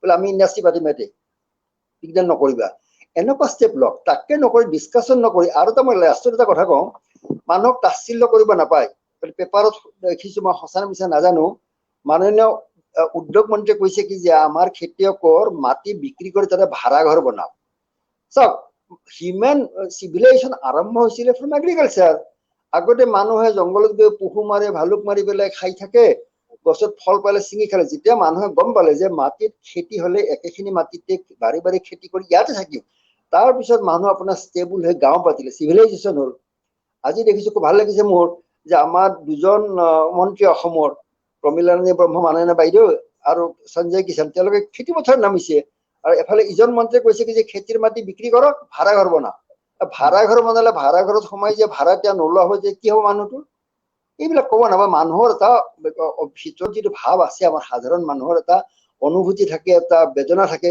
সেইটোক ৰেছপেক্ট কৰিব শিকিব লাগে ৰজাই এইটো মোৰ কৈছো কথা হয় thank you I think thank you Mr. Das actually take the clarity of your answers বহুত কথা ভবাই দিয়ে আৰু আপনি বহুত মানে আপনি বীজৰ পৰা যোনটো কথা কৈছে from the seeds itself the native seeds I think that is very আমাৰ বহুতে এটা কমেন্ট কৰিছে আপনি পিছত চালে দেখিব কিন্তু thank you for coming today আৰু এই ডিসকাশন খিনি আমি যেহেতু এইটো বিষয়ে কথা পাতি আহি আছো আপোনালোকক আকৌ আগলৈ আমি মাতিম but thank you Mr. Das and thank you Mr. Doctor for joining us and enlightening our audiences and us on this a process to amar soli thakibo but we are so honored that you came and graced the thank you so much for joining us Mr. Das thank you Mr. Datta thank you thank you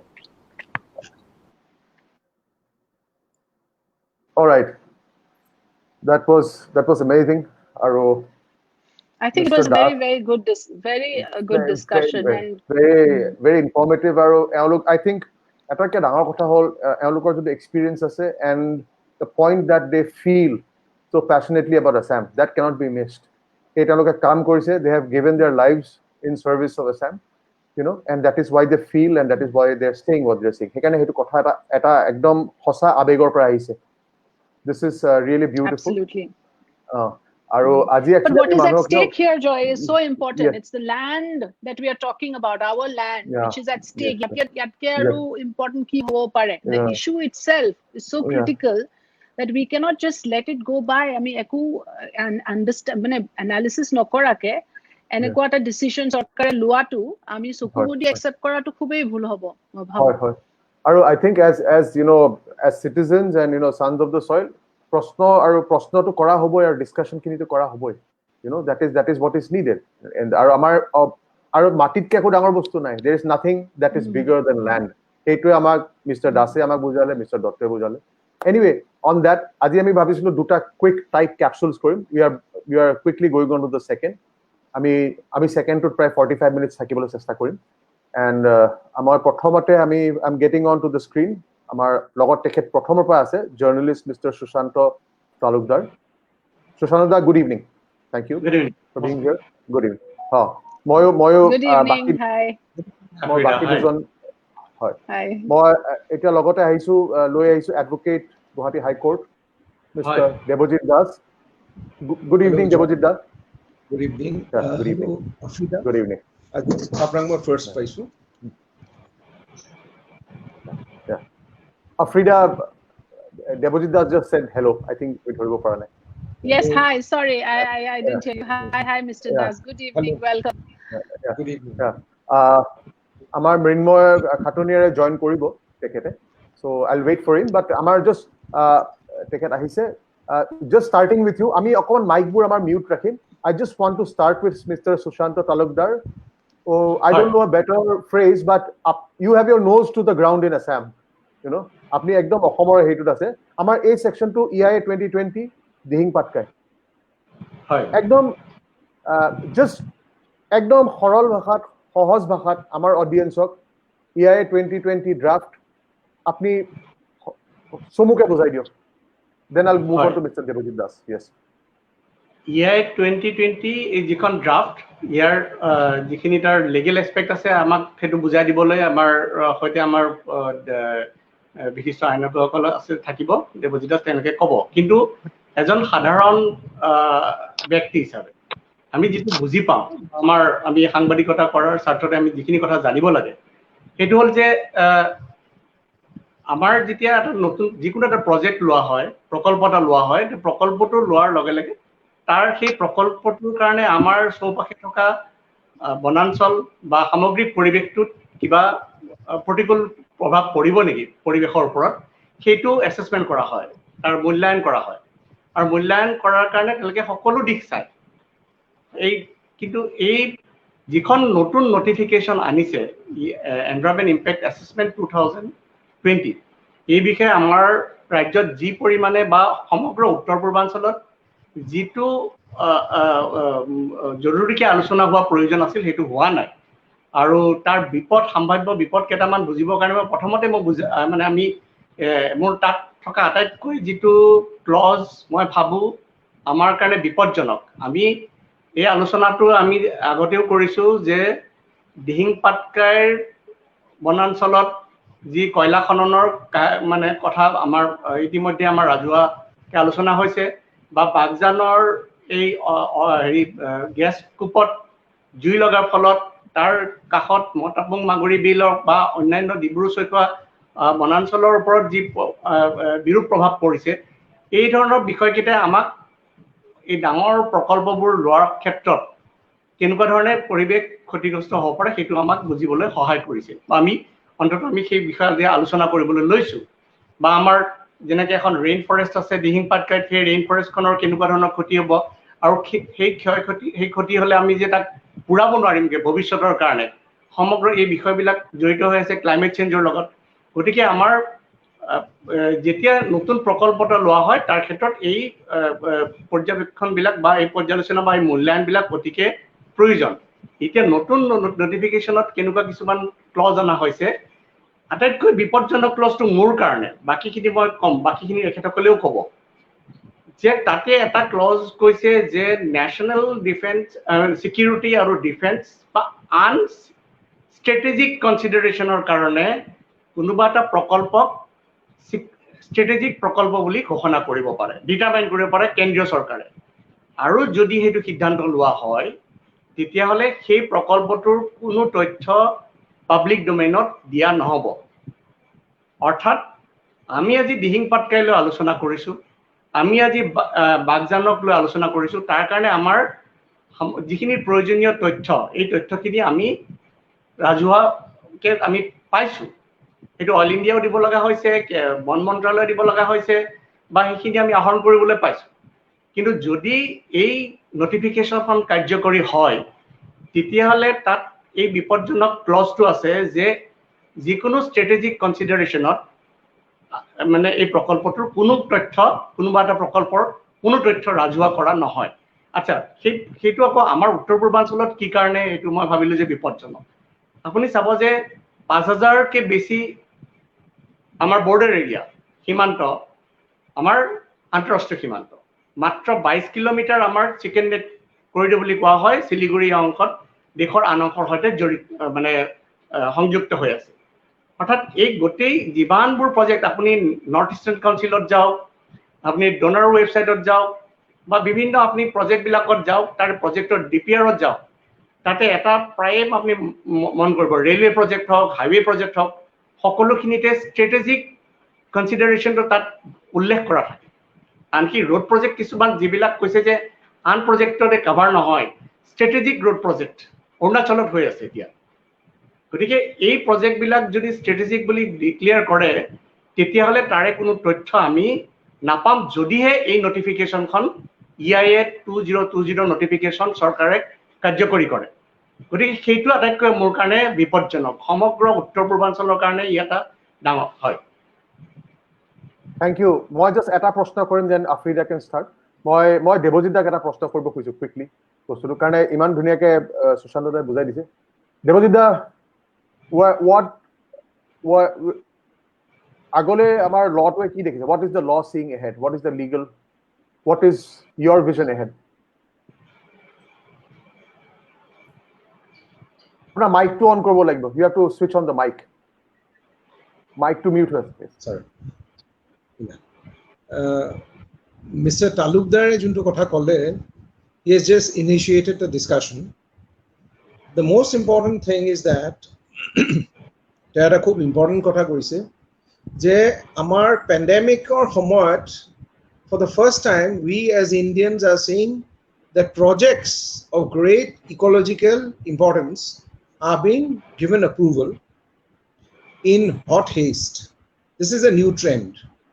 Second, আমি amendment কৰিছো এখন act junto 2006 ত নহয় mind it there is a genesis of this act the provision of the environmental impact assessment that is the only process by which the public have a control over their resources. Aru hey resources apni sabo 1994 first EIC notification under the Environmental Protection Act anisil. So basically apni jodi sai India basically ami dekhile ami 50s pa jitar pa ami republic hoisu, we are basically very secretive because amar RTI ahise in the year 2006. Aru 1994 it's phenomenal. Environmental law public participation or concept anisil. Aji jono 1994 ot anile law eta kotha ase with time jodi defect hoy the public defect to correct hoy to the form of amendments. 2006 ot amendment kori teuluke aru kisman details anile junkhini defect 94 pa 2006 ot government e dekhisil. 2006 or one of the most important component was public participation, public consultation. Because public consultation has got two values. One is the intrinsic value and the other is the material value. The intrinsic value is it's a form of participatory democracy. Aji jodi public khini ami involved nokoru, tahatok jodi ami stakeholders bili nolo, if something goes wrong, then it is they who are the first in the first line. They'll be the one who will be affected. The air which they breathe, the water which they drink, the habitat, their health, their economy, everything is absolutely affected. To obviate that, with time, Supreme Court or interpretation or very clearly law to the public consultation is a mandatory requirement. To the extent 2011 or Lafarge case, Meghalaya amar usorore illegal rat hole mining or Supreme Court kisu guidelines dise or Supreme Court teoloke tinijon judge concerned hoise je amar environmental area to problem ase ar teoloke set of guidelines dise je regulator khini strict hor samoy ahi goise ar teoloke eta dangor kotha koise je public participation is the most important and that decision must be an informed decision. Aji public participation eto nohoy যে তুমি এখন notice দি গাঁৱৰ মানুহখিনি তাড়াতাড়ি কৰি আনিলা শুনিলা আৰু ক্লোজ কৰি দিলা. No, it has to be because public participation or concept of law সোমাই আছে, natural justice আছে. আজি মোক এটা যদি prejudicial action এটা লয় মোক এখন নোটিস দি দুদিনৰ সময় দিলে নহব, I must have reasonable time. কিন্তু এই 2020 দেখা গ'ল তেওঁলোকে 30 days or 20 days কৰিলে. So virtually at the first they are lessening the time. Secondly, the most important thing is that decision khini tumi diar loge loge jodi grievance ane etu to eta sanghatik jodi grievance anibo pare who can initiate jodi if there is anything wrong in the project proponent, the government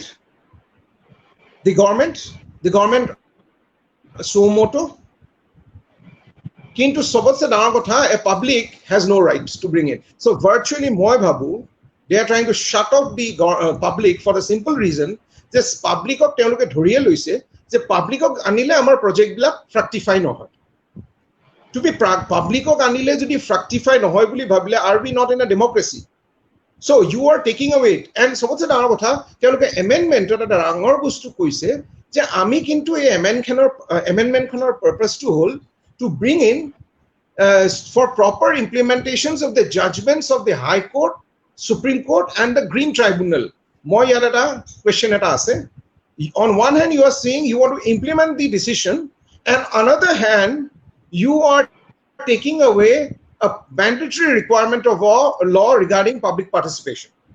So are you not sending two message? Ki kobo khudise tumi on one hand koisa ami implement korim ar implement korim jodi tumi decision to gusala aru moi agote koisu I told you that amar judicial system tinta system hobo public or political hobo judicial review hobo. These are very important components. Our public awareness or pisot amar manu kot jabo assuming the government has passed this, they have violated principles of law. Court will the people have no other alternative but to go to court. Kintu moi buji nai poa teloke ki implement korbo khudse. Secondly jodi dekho ei bostu moi ekkebar clearly kobo khudsu these are the two fundamental principle. Baki khini mur friend Mrinmoy ase, Mr. Talukdar will also elaborate. I want to emphasize that 2020 the next fatal blow is the concept of post facto approval. কোর্টে international নৰ্মছত কিছুমান international environmental norms কোৰ্টে আনিছে through a long process মানুহে fight কৰিছে MC মেহতাৰ নিচিনা fight কৰিছে 90sত আৰু আমি কোৰ্টত গৈ প্ৰেচিডেণ্টছবিলাকে ফলো কৰোঁ তাত স্পেচিফিকলি 96ত সুপ্ৰিম কোৰ্টে কৈছে international norms like polluter pays principle intergenerational equity sustainable development এই কনচেপ্টবিলাকৰ precautionary principle. This is very important. To be precaution, agote lobo lagibo. ECI main fulcrum is precaution. To me, at a project precaution nolole bagjano juntu hole. Now we are seeing. Aji ultimately manuhar suffering to ami paisu. Now whether it has been rectified or not, we don't know. Aji loke to numabo paranai. They are trying, but at least we have seen the devastation which has happened to the ecosystem, fragile ecosystem. Kiman poignant city mane photo gikhon sabole gangetic skin khon peel hoi goise mass bilak morise so it's gone basically that ex post factor concept to moi just hek korisu ex post factor concept was never there in environmental law. This was never there kan kele jodi polluter e pay kore he will have to make polluter has to pay and he has to make good the loss and take it to the original position. This is the law. Supreme Court etu nohoy je aman poisa di dila ar tumi no remediation to the original status. So law is very clear. Jodi amar polluter pays principle to ase EI khonok kune authority dile that you do away with this concept, you bring a concept which is alien to the concept of environmental jurisprudence, and that is post facto. Tamne moi damage korilu or moi jodi apply korlu mo kollo I am very sorry, I will pay the amount. Juntu, if you remember in Dihing Patkai teoloke Coal India massive devastation korile without permission for 16 years and now they have said ami 43 check ekhon forest of DD ultimately আমি এই দিহিং পাটকা হেতু actually Mrinmoy দাৰ লকে আহিম আপনি আসলে জায়গাতে ধৰিছে to put my definitely yes so post factor approval anar loge loge ita project proponents bilak they become emboldened teoloke dhori lobo je ami poisa ready rakhim we will pollute and pay. This is a perversion, it's a pervert form of a concept.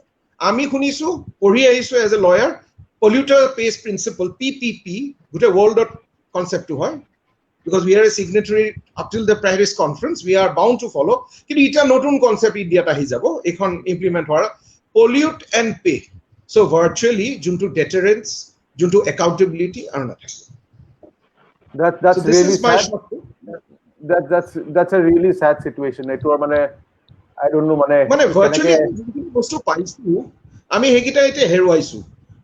Yes fine. This is too serious a matter. India very concerned. Everyone is very concerned. Yeah. Mo kedaman apni koa kothar pra a couple of points I have. Now the thing is that amar dekhot etia eta pattern eta hoi goise. Eta sarkare niyom anibo ba law anibo without consultation. Apni koa mote there has been a bypassing of the public consultation process ar tar karone sarkare nijor karone subidha kori loise. Hetu bypass koribole etia amar pattern to hoise ki ami sob kothay court or jabo lage without court intervention amar even basic things do not get resolved. So if I may put that question to Mrinmoy Khatunia, I'm sure you're in the thick of things when it comes to these kind of issues that concern the public, right? So day-to-day battles bilak amar, this is just one of them. I mean, we have not even recovered from our battle for Dihing Patkai, from our battle for Bagjan. The amount of contamination that has happened, people who know the ground realities know about it. Aru apuni koar kothar pra Mr. Debojit Das, you have put it so nicely je etu eta deliberately it is being done and it's a perversion, it's a pollute and pay policy. Moi apunar pra etu bostu hunilu aji aru ma bhabu je etu soliye ahi for the longest time. I want to know from Mr. Khatunia je এতিয়া আমি এই বস্তুটো এই প্যাটার্নটো আমি কেনেকৈ break কৰিম কি এনেকৈ চলি থাকিব নেকি this is how we are going to function for everything we have to go to the courts and people like you will have to fight for us. Yeah, so thing is this of late we have seen this our new government is has been very successful in taking out a broad consensus among the public that we have to achieve economic growth at any cost, irrespective of the boundaries of our ideology or socio-economic conditions. It keeps the economy at the top level, and thereby they are trying to push forward under the garb of this economic development certain things which are going against the very spirit of democracy, So this is like they are trying to experiment with democracy. That is what I feel. So for every level, if we have to go to court, that means it shows that our government is failing in its governance. We have set out rules. We have to follow by that rules or not at all. Now what we have seen is there are already rules that are protecting us, our environment, not to speak of our social status and relations and governance, land and everything. There are rules and regulatory bodies, then there are laws. But the implementation part, everywhere there is a problem with the implementation part. And why is this happening? That is the main question. And this is happening, I feel, to benefit a very few people who are running this country, in my view. Now, say for the Dihing Patkai. In Dihing Patkai, we have seen that Coal India is not the only one who is polluting the area there. Although it is a government agency, they need license to run that. But if you go to Dihing Patkai, you'll see there is a lot of illegal mining, which is the duty of the police to pick them up and stop it. The reserve forest in and around Dihing Patkai is a wildlife sanctuary, and it is a contiguous patch of forest, which is around 537 square kilometers, which has not been disturbed, I can say till now, but illegal mining is going on. So since the time of that Godavaran case, when the remote sensing satellite photographs were taken in northeast area, the tree cover was being lost. That is what we have seen. And thereafter an order was passed that no timber business will be allowed here because we have to protect our tree cover. And there's a forest policy that 33% of our green cover of India should stay. But in spite of that, illegally it is going on. So somewhere the government is always failing to curb these illegal activities. And these illegal activities is going on. There's a syndicatization, money is running here and there. People are getting rich. People who are speaking up against them are getting killed. This is an open secret in this country. But now what we have seen, they are trying to legalize this through bringing in new laws and obliterating earlier laws, and also directions of the Supreme Court, where my senior friend Mr. Das has said, fait accompli. You have already created a damage. Now you cannot go back, and then so you pay, polluter pay concept to anise. So that will not help us. That will only help to get some few rupees in the government coffers, but gradually we are losing everything. So there will be a great societal divide in this country. People will be very rich or very poor. So unless the middle class people rise up and object at every level, which is found to be illegal. I'm not saying that everything is illegal. There are a lot of legal things also done for the benefit of this country. But those which are illegal, now say the EIA draft of 2020. So it says that there can be post facto approval.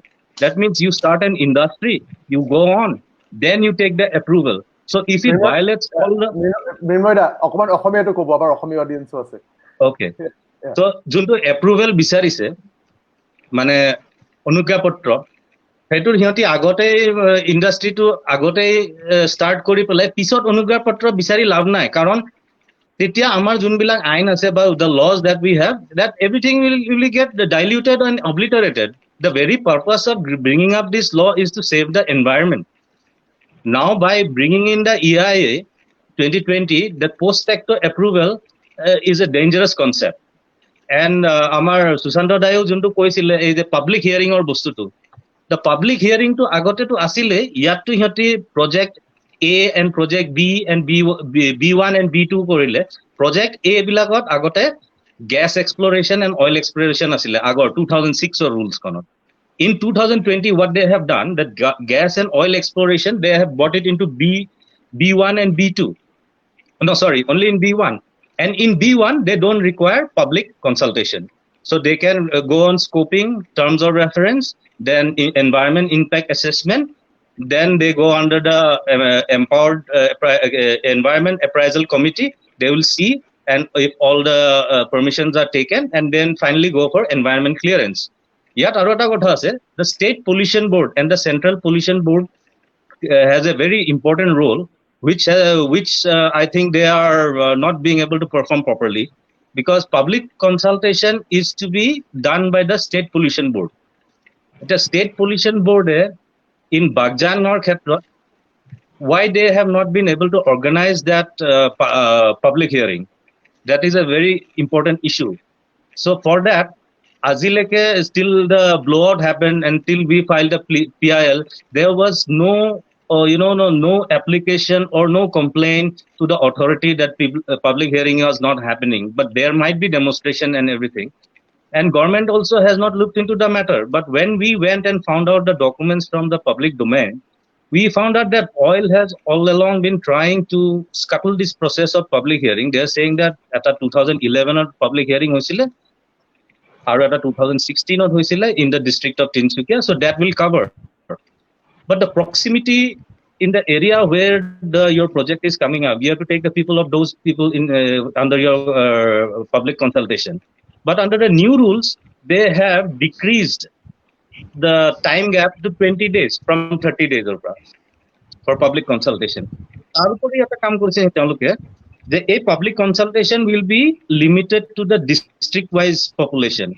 So a person, if a project is there in Tinsukia and it's affecting the environment, a concerned person of the state from another district cannot come and give his complaint there. Only the people of that area is concerned. There is only one good news that EIA 2020 karone jikhini objection bicharisile till last date was till 30th of June boli koisile, and there are a lot of more than 4,000 applications opposing that, and there was an application also to increase the date to August so that people can file their objection because of COVID, and that was done by the government official themselves in their office note, but that was also rejected by our honorable minister. But thank God the Delhi High Court intervened and given the date till August 11, I think, if I am not wrong. So till now people can through email project their grievances against this EIA 2020.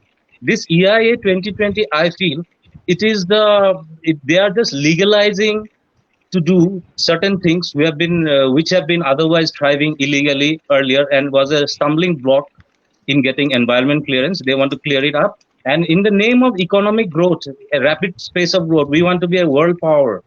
But, ease of doing business, ease of doing business, India has climbed up that position to 55th level, I think, out of 180 countries from 163, ease of doing business. So people are it's very convenient to do business in India. But at the same time, the environment degradation index of India has gone down to 177th position out of 180. So that's sustainable development balance. I think that has gone totally off balance. I think and one more thing. In the EIA 2020, the lease amount, the lease years have been increased to 50 years. Earlier it was 20 years, now 30 years. Now it is increased to 50 years. So 50 years is half a century.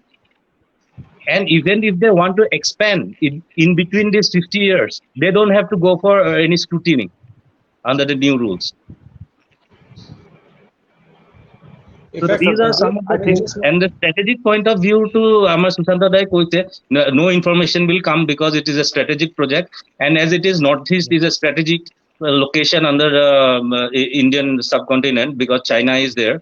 And the Indian Ocean is there, Chicken Leg is there. Whole of Northeast is strategic. So under these rules, our forest and minerals can be plundered, and we cannot say anything unless we find out what is happening, and we cannot find out from the public domain.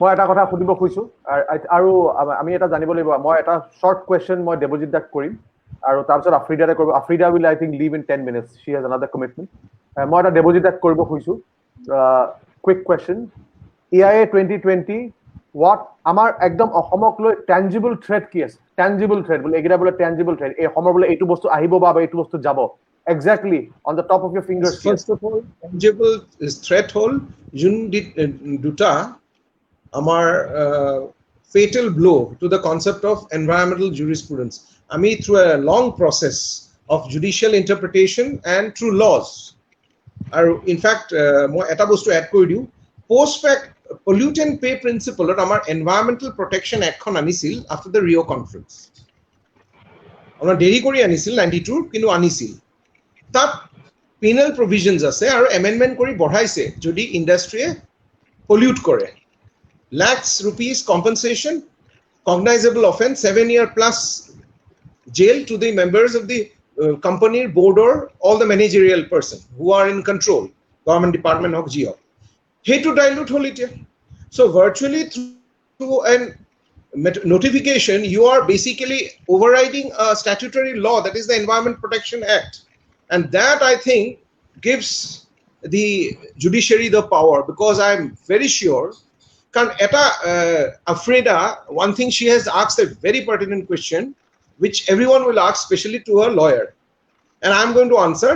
Minmoy answer korise, mo eta add koribo khujis.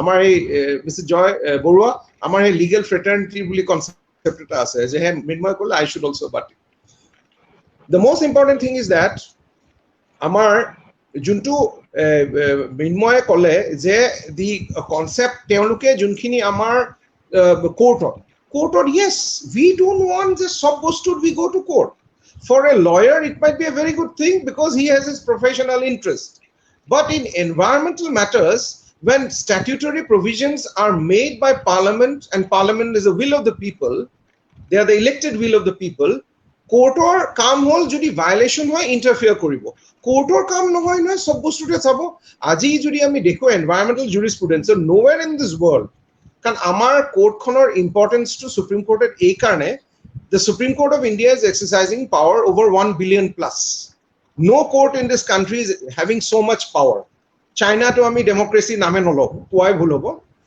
America population wise amatse কম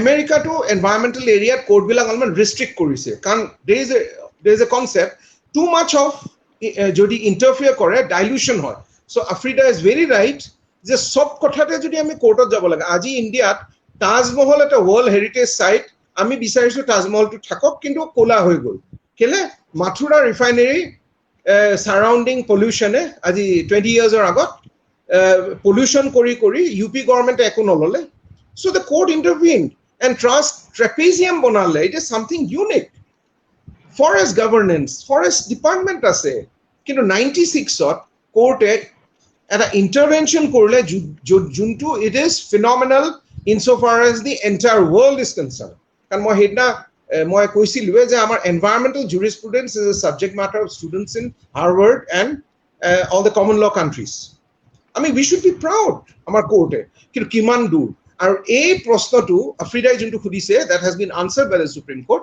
আজি 2004 এই গোদাবৰ্মনৰ কেছটো continuously monitor কৰিছে point then Yeah, I yeah, will yeah. take your leave yes just Yeah. you know ইয়াৰ মাজতে আৰু দুটামান কথা it's my personal concern হেকানে মই I want to leave all of you with that point so that you can discuss it also that এতিয়া even courtত যোৱা কথাটো ইমান সহজ নহয় সাধাৰণ মানুহৰ কাৰণে even if as a 100%. concerned citizen I want to I cannot other thing is that usually আমি জানো কি ধৰণৰ nexus চলে আমাৰ দেশত industrialist lobby vested interest তেওঁলোকৰ হাতত বহুত powerful lawyer থাকিব so if we want to take the battle to that level hobo pare with Ding Patkai we got lucky or something worked in our favor but protek bare hetu nohobo aru more actually question hoise ki ei je environment impact assessment to loy sarkare jodi iman insecure je ami assessment to mane aru kenake we want to just get it done and dusted with etu tenokwa ta mentality reveal korise mane no apnaloke ki bhabe but aru ta kotha moi janibo bisaru je kebabaru ami jetia enokwa issue bila as a journalist question কৰো তেতিয়া বহুতবাৰ এটা কথা মই শুনো প্ৰায় সেইকাৰণে as two advocates in the panel you can tell us যে সদায় কয় যে নাই but the court will then not go with public emotion, the court operates on law আৰু আমাৰ problem হৈছে কি law টো চৰকাৰে বনাব এতিয়া, so once it becomes a law again the court is bound by that, isn't it? I mean, I just want to clear out that point with you. মই এইটো clarify কৰি দিওঁ. On one hand we are told that very pertinent. Judicial review to power to it a very interesting hobo a case to judi challenge hoy karon gote India pa objection hoise aji as of now mor lagise je jodi teuluke proceed kore there will be a challenge. Eta kotha ita amar public or karone eta very interesting issue hobo. Environmental or entire jurisprudence to kintu judiciary e bonaise. India environmental jurisprudence is a judge made law. It is not a statutory law through judicial decisions with time, because apni jane amar British system to law, judgment today is the law for the future, doctrine of precedence. Now a principle bilak je hai repeatedly to the extent April of 2020 Supreme Court ex post facto is a nullity boli koise Supreme Court. So a issue to je hai ei ase itia public will also have to onerous responsibility is with the judiciary to interpret it, because the interpretation they are getting the guidance. The guiding factor is Supreme Court duta kothai koi thoi dise juntu duta kotha a EIA 20 tanise. Eta is public participation is a mandatory requirement and ex post facto is a nullity unheard of in environmental jurisprudence. So jodi duta koise, to an extent I think the public need to be a little bit optimistic also. I always think that a adbhut situation nohoy the public hearing to negate koribo. That is a plus point we have. And secondly, je environmental law to entire public based, you have rightly said, at a skewed thake karon public interest litigation blak usually take up kore by NGOs, very genuine NGOs. There are ami khota negative side to sabona lage genuine manhoe kono kam korise aru bahut khini law আমি develop কৰিছো এই genuine NGO বিলাকে কোৰ্টত for the past 25 years তেওঁলোকে আনি জুৰিসপ্ৰুডেন্স two বঢ়াইছে. we now can't give it, and PIL to je hai public e koribo নোৱাৰে because of their constraints. আমি NGO lawyers এবিলাকে active part লোৱা duty. In fact আমি এইটা case আমি কৰিছো. we thought that it was affecting us, যে আমাৰ basically practice কৰিছো কিন্তু এই দুটা বস্তু আমাক দেখিছো যে আমি ল টো কৰিছো কিন্তু ল এখন উল্টা হৈ আছে, এন্ড ষ্টেট লাইক আস সকলোৰে এটা নিজৰে এটা ৰেসপন্সিবিলিটি আছে বুলি ভাবো. সেইকাৰণে মই আৰু মিনময় we thought it, and I'm very positive when we have taken up we will see to its logical conclusion. কিন্তু এইটো হয় যে সব বস্তু কোৰ্টত যোৱাটো দৰকাৰ নাই, এই কাৰণে ultimately গভৰ্নমেন্টৰ তো একো কামে নহব পিছত. This is a statement observation of the Supreme Court in the Godavarman case in 2004, junto one of the very important forest case soli ase from 96 till today by a process of continuing mandamus court monitor kori ase. Tamra court oru government agency report fake 96 or pa ajil loke kele monitor koribo laga, because whenever a case is filed judgment is given. Kin Godavarman case or ajil loke judgments dia.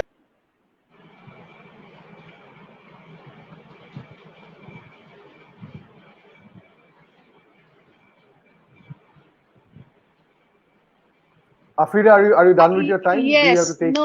leave? Yeah, I think so. I'll have to take your leave. Thank you so much. Also, I think we lost Mr. Das abruptly over there. But anyway, Mr. Sushanta Talukdar, I know. We are getting him back in more. Stay longer. Thank you so much for joining us, and Mrinmoy Khatuniya, thanks a lot. Thank you so much. Bye. Until next time. Thank you. Bye. Yeah, bye, Afrida.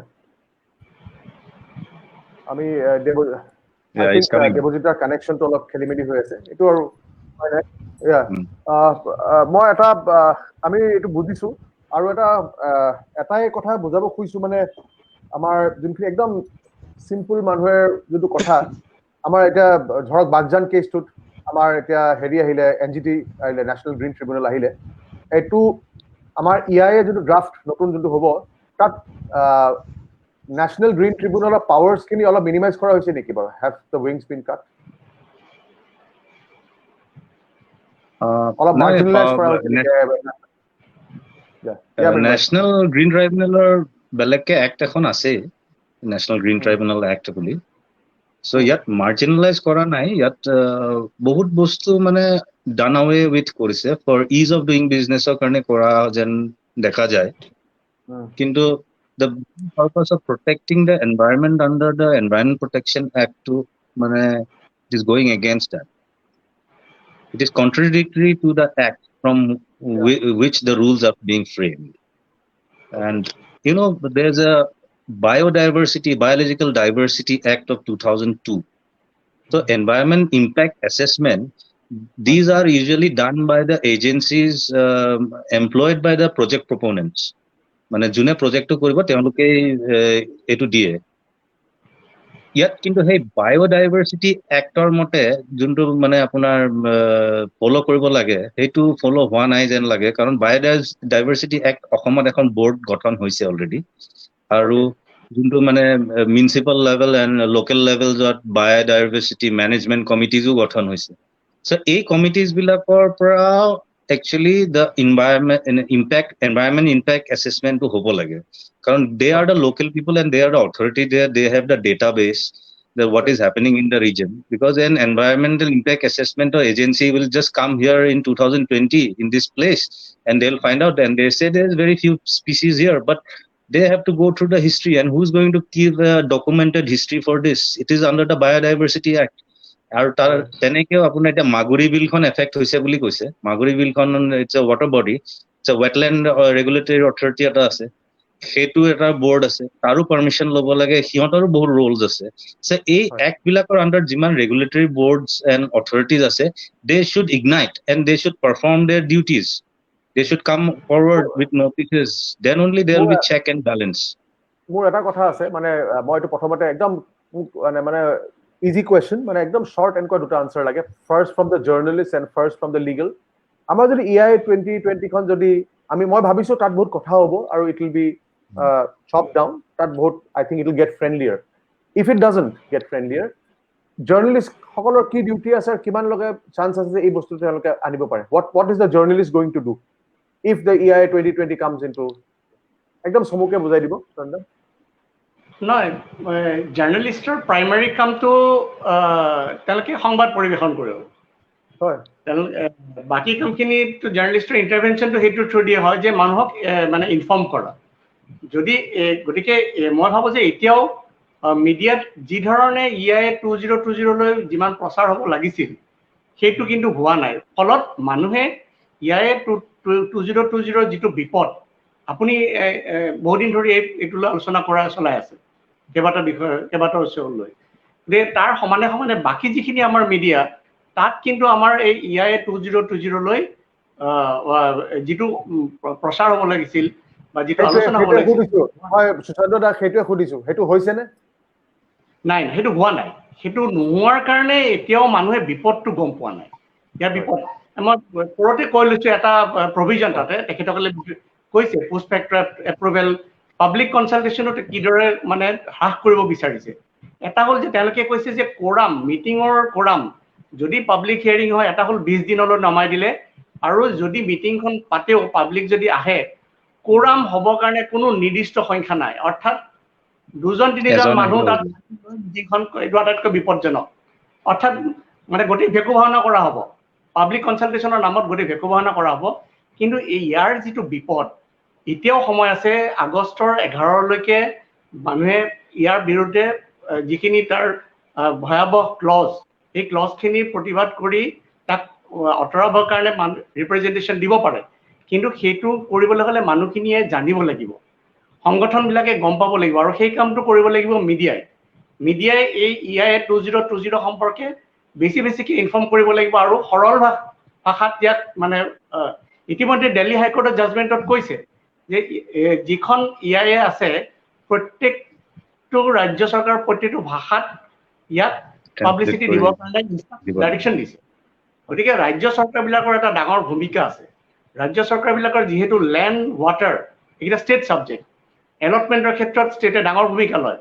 গতিকে ৰাজ্য চৰকাৰেও এই EIA খনৰ বিষয়ে ৰাইজক জনোৱাৰ দায়িত্ব আছে, আৰু সেই কামটো নকৰিলে গতিকে এজ এ জাৰ্নেলিষ্ট মই ফিল কৰোঁ যে আমাৰ দায়িত্ব হ'ল যে আমি মানুহক ইনফৰ্ম কৰা যিহেতু আমি গম পাইছো যে এইখনে বিপদ আনিবলৈ গৈছে গতিকে মই কথাটো খুব আপোনাৰ পৰা মই বিদায় ল'ব বিচাৰিছো এইটো যিহেতু এইখনে বিপদ আনিবলৈ গৈছে গতিকে এই বিপদৰ কথাটো জনোৱাৰ দায়িত্বটো হ'ল মিডিয়াৰ যি কামটো এতিয়ালৈকে মিডিয়াই কৰিব পৰা নাই তাৰ কাৰণে জনসাধাৰণে এতিয়া এখেতসকলে আজি প্ৰশ্ন আহিছে যে কোৰ্টলৈ কিয় যাব লগা হৈছে কোৰ্টলৈ এইকাৰণে যাব লগা হৈছে যে যদি জনসাধাৰণৰ পৰ্যায়ত সেই এটা ইণ্টাৰভেনশ্যন হ'লহেঁতেন তেতিয়া চৰকাৰে শুনিবলৈ বাধ্য হ'ল আৰু নোপোৱাৰ কাৰণে আজি এনভাইৰনমেণ্টেল লয়াৰবিলাকে এনভাইৰনমেণ্টেল এক্টিভিষ্ট হ'ব লগা হৈছে ইভেন এনভাইৰনমেণ্ট গ্ৰুপবিলাকেও এইটো লৈ আলোচনা কৰা নাই গতিকে এখেতসকলে লয়াৰসকলে তেখেতসকলে এনভাইৰনমেণ্ট এক্টিভিষ্ট হ'ব লগা হৈছে নিজেই মানে এই তাত আগৰ মানে সম্পূৰ্ণ সময় দি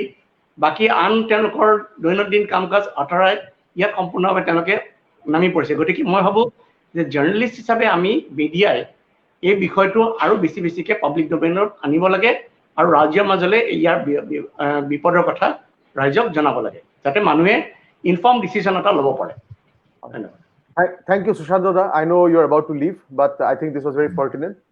Thank you. I'm just winding this up. Thank you. Okay. Mrinmoy, just like the quick question, quick answer. How far is the legal set ready? Apnalok ase. How far are you ready? The EI 2020 ahile that you bring out the relevant conversations. EI 2020 ahile. What I have gone through the internet and interactions. It will be definitely challenged in the Supreme Court. Aru a challenge to have at a legal battle hoboy. And till then, let's hope for the best. Aru, I want to say one more thing. This Dihing Patkai area, that is the 537 square feet area to the Amar Assam government pare under the State Board of Wildlife to declare it as a protected area to stop illegal mining or any other mining. And these elephant corridors soon be like Naika who said the elephant from one reserve forest to two reserve forest to Java Paranai. Hey, corridors be like the protected area government declare kore, people will be very happy because this environment and the forest will be protected with these laws, which can be done by our state government. We don't have to look up to central government or take their advice. We have the power. The state government has the power. I think our journalists kini or our manu kini, I think we should state government empowered hoye ase, we should bring it upon them. Yes, the state government can declare it as protected areas and protect this forest.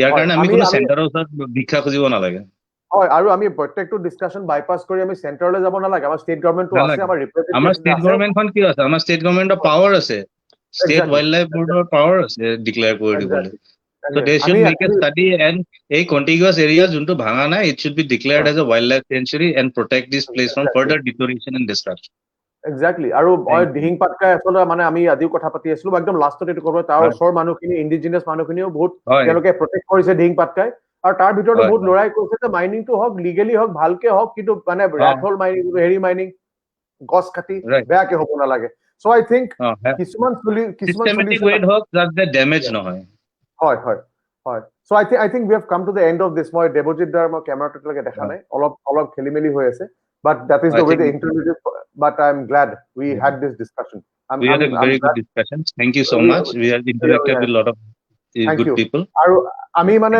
I think the idea is to make everything simpler for people to understand যিমান কিনি কথা মানুহে বহুতখিনি বুজিব পৰা নাই আমি চেষ্টা কৰিছো because it's a complicated thing বস্তুটো complicated কিন্তু আমি লাহে লাহে অকমান simple কৰি মানুহক বুজাবলৈ চেষ্টা কৰি গৈ আছো and that is what we are trying to do.